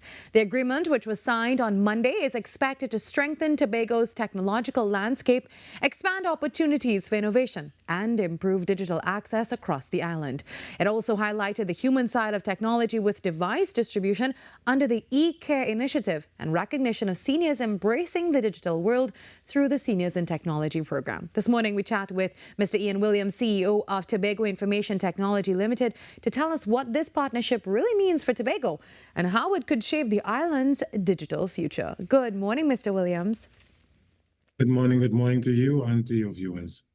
Well, let's begin with your perspective. How significant is the MOU with TAT for TITL and for Tobago as a whole? Well, let me say it is very significant, because it opens the doors for meaningful and structured collaboration. TITL and TAT are two entities that are not new to working and collaborating together, but this pretty much strengthens the alignment between the two organizations. And within this MOU, we have outlined some key areas, digital inclusion and literacy programs, which we already have going, ICT training and capacity building. We're doing some public awareness, cyber safety and security, because as you know, the deeper you delve into digital, we must ensure that awareness and cyber safety is there. Connectivity and broadband expansion, which is very important, especially in the rural, underserved areas within Tobago. All right. It's pretty much positioned to accelerate Tobago on its digital transformation trust. And can you break down what this collaboration would look like in practice? What are the first key projects that we can expect to see rolled out? All right, so the first thing that we can look at within this is the expansion of our digital literacy programs across communities. We have over the years targeted some communities that, and this is from guided data, communities that are considered to be underserved, meaning they lack in terms of digital access and training. So we can look forward to us getting a deeper drive into these areas and increasing their index in terms of digital readiness and literacy. All right, and we'll be doing this via our ICT training component, our TITL centers, and also there are a number of access TT centers just on the verge of rolling out here in Tobago. So these services will come via these there. You could also look forward to more deployment in the eCare initiative, which took place earlier this week, all right, across different communities, and more joint initiatives. Let me just say, though, that all these initiatives will be backed by Tobago Information Technologies Contact Center, because we run a world-class contact center right here in Tobago, 24/7, that is very data-driven. So anything that TITL embarks on is pretty much data-driven to ensure we're getting the results that we're looking for. Can you tell us a little bit about the eCare devices and that initiative? Sure, definitely. So the eCare devices, it was pretty much born out of the need to include the elderly and those who are most vulnerable within society. All right. So it's driven at giving in the first phase 100 devices to persons to bring them closer to digital inclusion. And it's not just about giving them devices. It's pretty much we giving them the devices, yes, but we also have a training component where we take these elderly persons and we show them how to use this device. We follow up on them, ensuring that they're using them correctly and they're getting the best usage out of them. And we are bridging that gap and divide in terms of digital inclusion for the elderly. Because, I mean, many times the elderly are an afterthought, and we're driving society closer and closer to digital. You're doing banking, you're doing government services online. And our aim here is to ensure that no one is left behind on this journey. When you look ahead with this project, what does success look for you personally over the next few years as a result of all of this? I can look at success in a couple of ways. So for TITL, let me speak from a company perspective first. Measurable digital inclusion across the entire island, and this partnership developing or delivering strong results, right, and expanding the ICT ecosystem in Tobago. It's at a point and poised and ready to grow. All right, and we love to see, and we are already seeing results from that, increased connectivity and access around the island. And thank you for that, for addressing some of the rural areas like palliative care, bloody care, etc., and a thriving digital economy. For me, the real impact will be on the lives of the persons who interface with the technology. All right. Also, creating opportunities for youth and communities through these digital expansions. That is pretty important to me as a person. All right. And just more or less positioning Tobago as a leader within the Caribbean and even broader within digital transformation and the digital realm. Thank you very much, Mr. Ian Williams, for joining us this morning. And we look forward to hearing how this rolls out.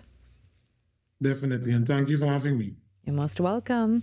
That was Mr. Ian Williams, the CEO of Tobago Information Technology Limited. We take a break and come back as we get ready to wrap things up for Trinidad and Tobago. Today on Tobago Thursday, we're talking about steel pan when we come back.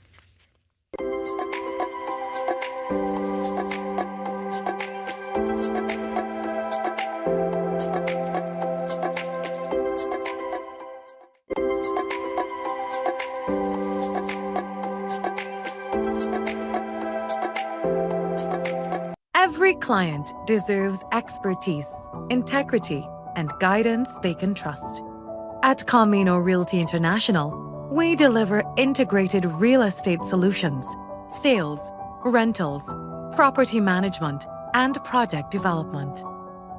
Driven by excellence, transparency, and innovation, we protect value, create opportunity, and build lasting success, because real estate isn't just about buildings.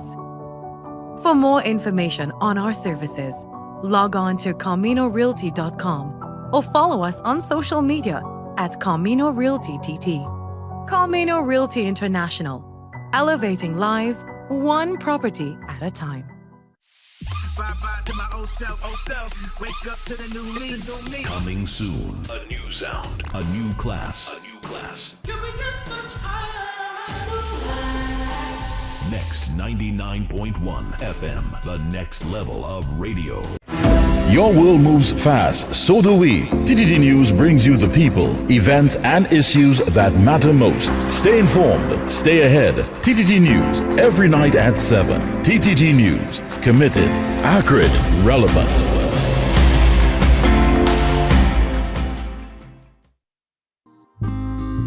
You are dearer to me than all the stars. So many wish but never reach. 'Cause when I'm falling and all the world seems dark, you help me find my peace. Oh, shun mi ba fishani. Oh, shun mi ba yeah. Oh, shun mi ba fishani. Arubita, yeah, yeah, yeah, yeah, yeah, yeah, yeah, yeah, yeah, yeah, yeah, yeah,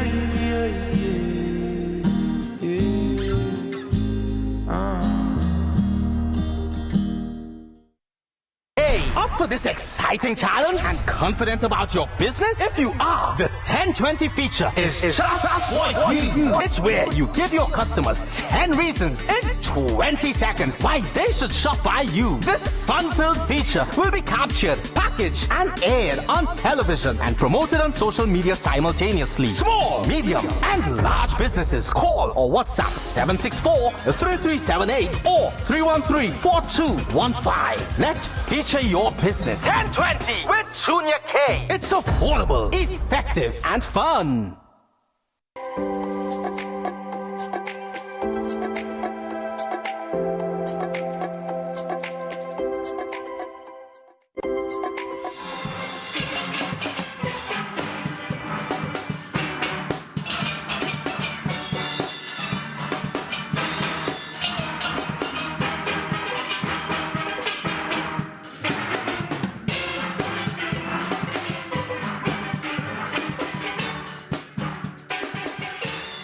The sound of Blackrock Government, last year's winner of the primary school category in the Rhythm of the Isles School Steel Pan Festival. And the vibrant sounds of Steel Pan will once again take center stage in Tobago as young talent prepares to shine at this year's Rhythm of the Isles. Hosted by the Multicultural Unit of the Division of Education, Skills and Innovation, the event promises a dynamic showcase of musical excellence, bringing together primary and secondary school students in a celebration of culture, creativity, and national pride. Joining me this morning, I have the coordinator of the Division of Education Multicultural Unit, Mikel Gabriel. Good morning, Mikel. Good morning to you and good morning to Trinidad and Tobago. So for viewers who may be hearing about all of this for the first time, can you tell us what the Rhythm of the Isles Festival is all about? Well, the Rhythm of the Isles Festival was a festival that we curated, the Multicultural Unit curated this festival within the Tobago space. As after COVID, there was a while before the steel pan came back into fray within the schools.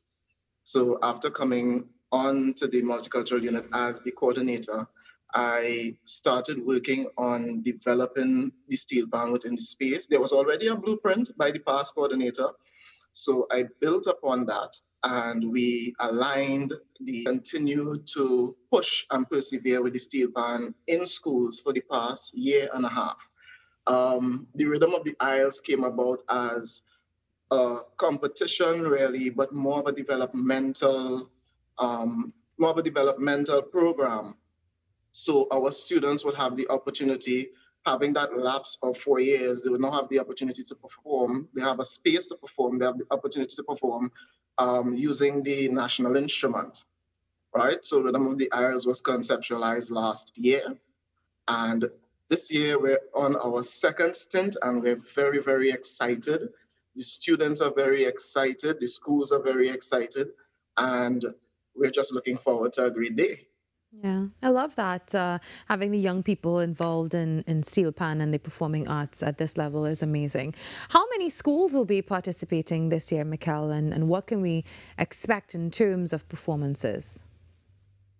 We can expect in this final a total of just around 7 primary schools, and we have 7 secondary, but one of the secondary schools are combining in order to bring forward a band for the Rhythm of the Isles competition. So we're looking forward to a jam-packed day. We also have a number of ECCE schools involved, because when we started our steel band program and we restarted our steel band program, we saw the need to start from as early as ECCE schools. So we have our tutors in the fray of ECCE as well. So we can look forward to having our ECCE schools do a display on that day as well. So we can come out and see the tiny tots, play the steel pan, play some scales, see all that they have been learning, their nursery rhymes, their dexterity on the instrument. So that's what we have for with regards to schools for the competition. Yeah. So tell us about the event itself now, the details of that for people who want to come out and support. Right, so the event will be held on the 29th of April at the Buku Integrated Facility. It starts, well, we open gates at 10 a.m. So we're encouraging persons to come in at 10 a.m. so that they can get somewhat of a drags feel. Watch this, come and support your schools while they're rehearsing before the judges come and actually start the competition itself. Come and enjoy the schools while they're rehearsing, come and dance, come and picnic. We are inviting the public to all come out and support our young people where the steel pan is concerned. Yeah. And what are you looking forward to most about this event, Mikkel? Actually, I'm looking forward to the performances. I know the students have been working very, very hard. And our students in Tobago are just so naturally talented. So I'm looking forward to seeing them enjoy themselves on the day. I'm looking forward to see the difference between last year and this year with regard to the students and how they progressed. Because as I said before, it's a developmental program, so we'll always look at these benchmarks to know that the program is working and to know that what we're doing is impacting the people that it's supposed to, which are our nation's children. All right. Well, thank you, Mikkel, for joining us, and good luck in the event going forward. Thank you so much. All right. Have a great day. Well, that brings us to the end of Trinidad and Tobago Today. Thank you so much for joining us, to all the guests as well. Today was Tobago Thursday. Of course, to Mark and Nicholas at Suite 100, thank you for the link up. And also today on the show, we featured an update on the Sabita Budram case. So that you can check out a little later on when we post it on TTT Live Online. We're going to leave you now with some sweet sounds of pan as we say goodbye. Join us tomorrow, 6 to 8. We do this all over again. Bye-bye.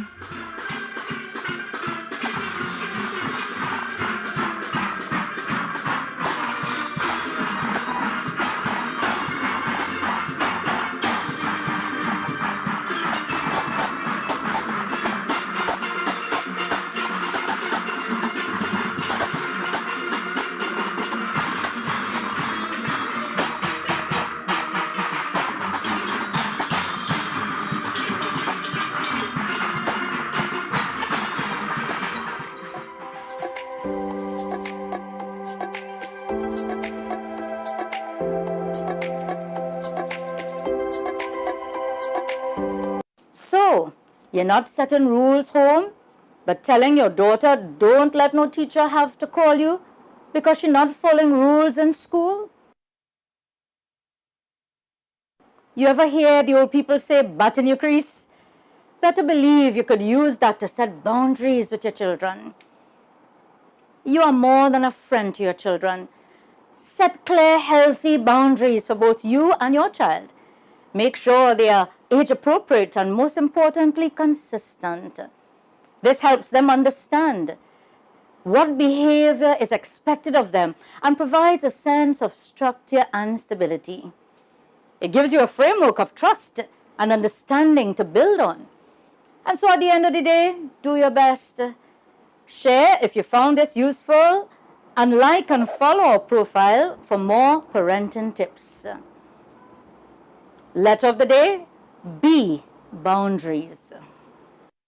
Hi everyone, I'm Marissa Benin. Coming up, Jamaica, here we come. These women of vision are on a mission. Ride the waves and savor the flavor, otherwise known as spending quality time in Antigua and Barbuda.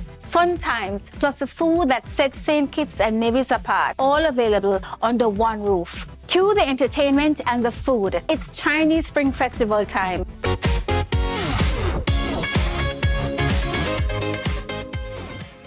I'm Renee Sion with another edition of Caribbean Week in Review.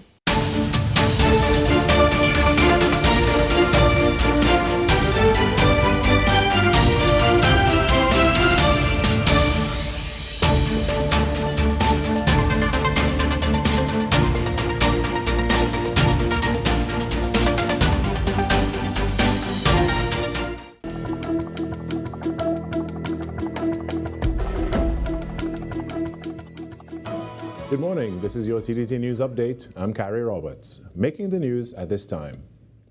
Chairman of Trio TT, Vicky Rampersad, provided an update on the condition of Sabita Budram during an interview on the TT Today morning show, following Budram's rescue from years of alleged forced labor and captivity in South Trinidad. According to Ms. Rampersad, the victim remains deeply traumatized by her ordeal and will require ongoing psychological and social support as she begins the process of healing. It's going to take a lot of time because she has endured so much pain, so much suffering, and it will take time for her to recuperate and get back on track. I don't know if she will ever be able to fully recover from this, but we are hoping to, and we will do everything possible we can to help her and to help her family at this time. Ms. Rampersad said numerous reports had been made by Ms. Budram's relatives to the authorities prior to the posting of the video. She added that in addition to Ms. Budram's mistreatment, there had been other allegations made against those who enslaved her. Yesterday, I have received hundreds of complaints, not a couple, hundreds of complaints against the same said person. Countless evidence and reports that is being sent directly to the authorities to deal with this matter as quickly. The public is outraged.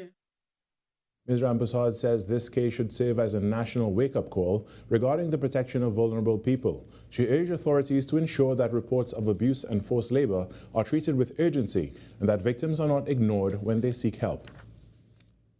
In other news, Minister of Finance Devendranath Tanku is in Washington, D.C., attending the 2026 World Bank Spring Meetings. While attending the event, Minister Tanku joined the Atlantic Council for a conversation regarding opportunities to strengthen this country's economic ties with the United States of America. These talks also focused on advancing investment and finding support for sustainable growth. The spring meetings run from Monday 13th to Saturday 18th April 2026. And inflation for March 2026 rose to 0.7%, up from 0.6% in February 2026, according to the Central Statistical Office. The inflation rate is measured using the All Items Index over a 12-month period. By comparison, inflation for March 2025 to March 2024 stood at 1%. The All Items Index increased to 125.9 in March, a month-on-month rise of 0.1%. The index for food and non-alcoholic beverages climbed by 0.7%, while alcoholic beverages and tobacco rose by 0.9%. Clothing and footwear recorded a decline of 0.6%. And in some sport news, family, friends, and fans filed into the Church of the Assumption in Maraval to pay their respects to former national cyclist Colin Wilson, who passed away following an accident at the Easter International Cycling Grand Prix. Paying tribute to Wilson was cyclist and administrator Desmond Roberts, who was joined by some of the sport's top personalities, and they had a message for cyclists.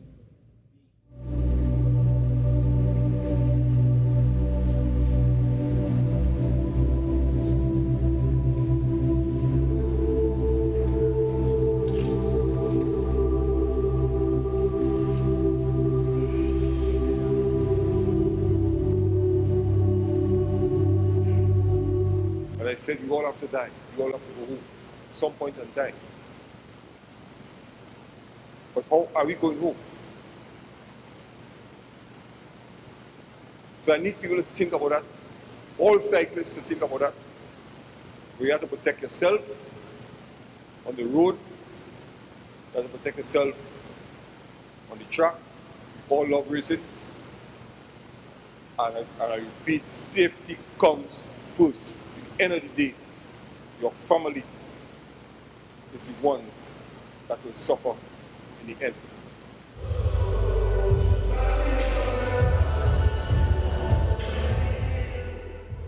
And that was your TTT News Update. I'm Carrie Roberts. From all of us here to you, have a great day.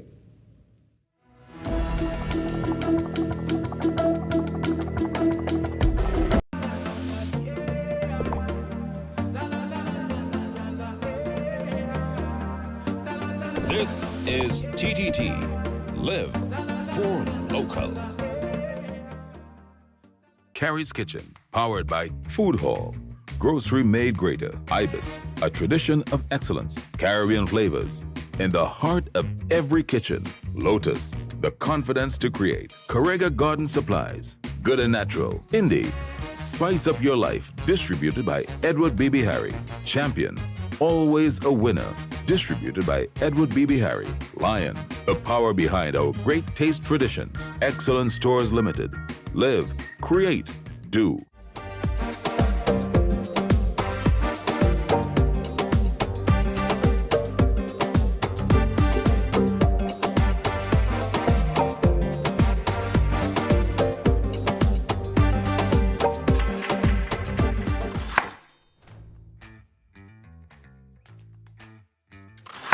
You know how they say, waste not, want not.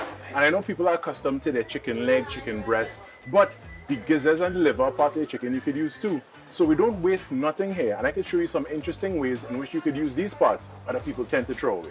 Morning. Morning. Morning. So yeah, I just wanted to get some chicken gizzards today because I have some interesting recipes that I want to use it for. And I hear you use the man. Okay, nice. Yeah? So let me get one of these packages from you.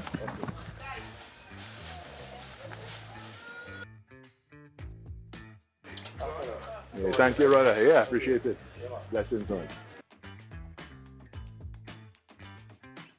Wagyu beef sausages. Serious. Yeah, boy.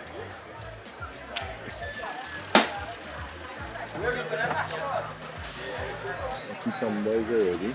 I'm gonna take a dry cook. Yeah. How much you selling them? $8 for one? Yeah, I'll take two, please.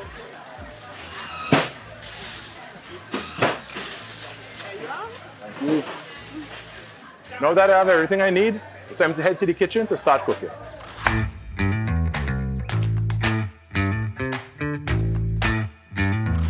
So we're here back in the kitchen after getting all our fresh ingredients from the Namdevco Farmers Market. And today what we're making is a chicken gizzard hash. And don't worry, hash is just a fancy name for breakfast potatoes. So of course you have our chicken gizzard, which we're gonna dice in a while, potatoes, and then we have a lot of flavoring ingredients we're gonna add to that because we're all about flavor. So what we wanna do first is cut all the vegetables on the board first, then we can clean up the board and add our chicken and meat and anything else that is protein based, you want to do that after because safety first and sanitation.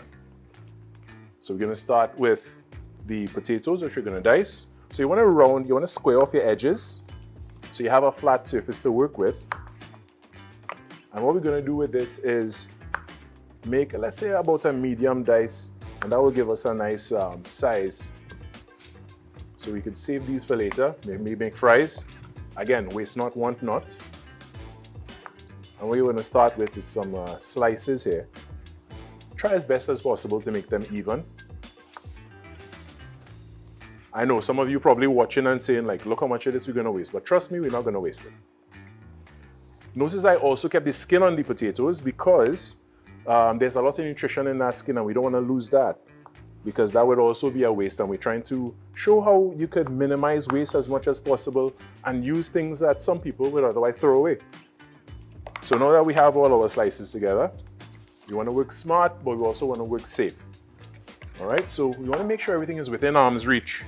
And you're going to duplicate all your actions, because that way you could work a little bit faster. So I have all these potatoes stacked here. And again, even cuts as much as possible.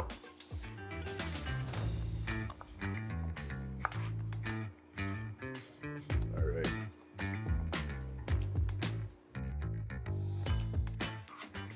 Because of the odd shape, you want to deal with them separately, because they wouldn't be the same nice dice as this one over here. So you could use them differently. Potato is actually one of my favorite carbs or starches, because there are so many things you could do with it, and so many interesting ways in which you could apply it, even to thicken things. Or there's also a chef's trick. If you put too much salt in something like a soup or a sauce, you could actually just put a piece of potato in there, and that would absorb the salt, and that would help you out if you over salted something.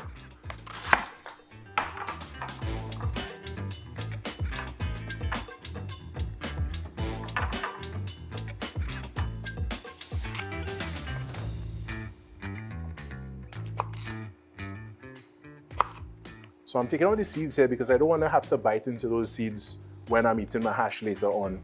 So I'm just taking the seeds out, but it's based on preference. If you don't want to go through the trouble of taking out the seeds, it's no big deal. And keep a clean scene. And these, you want these a rough chop. You know, it's a homey dish, it's a comfort dish. So you don't have to be overly technical on the pimentos here.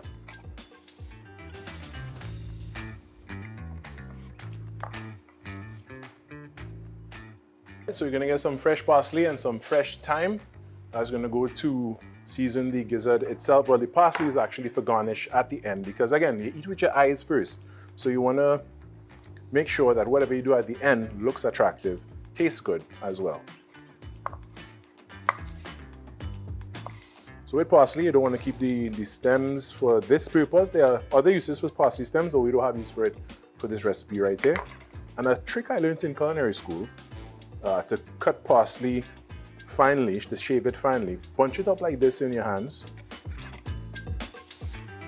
and from there keep the pressure on it. That way you wouldn't have parsley springing all over your cutting board.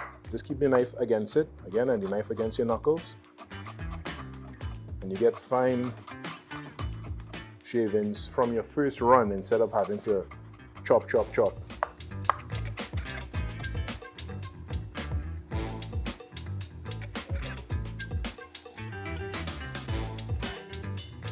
All right, so now that all our vegetables are cut, we are gonna deal with the unlikely star of the show, which is the chicken gizzard.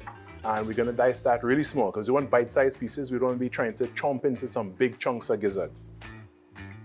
So this is separated into thirds.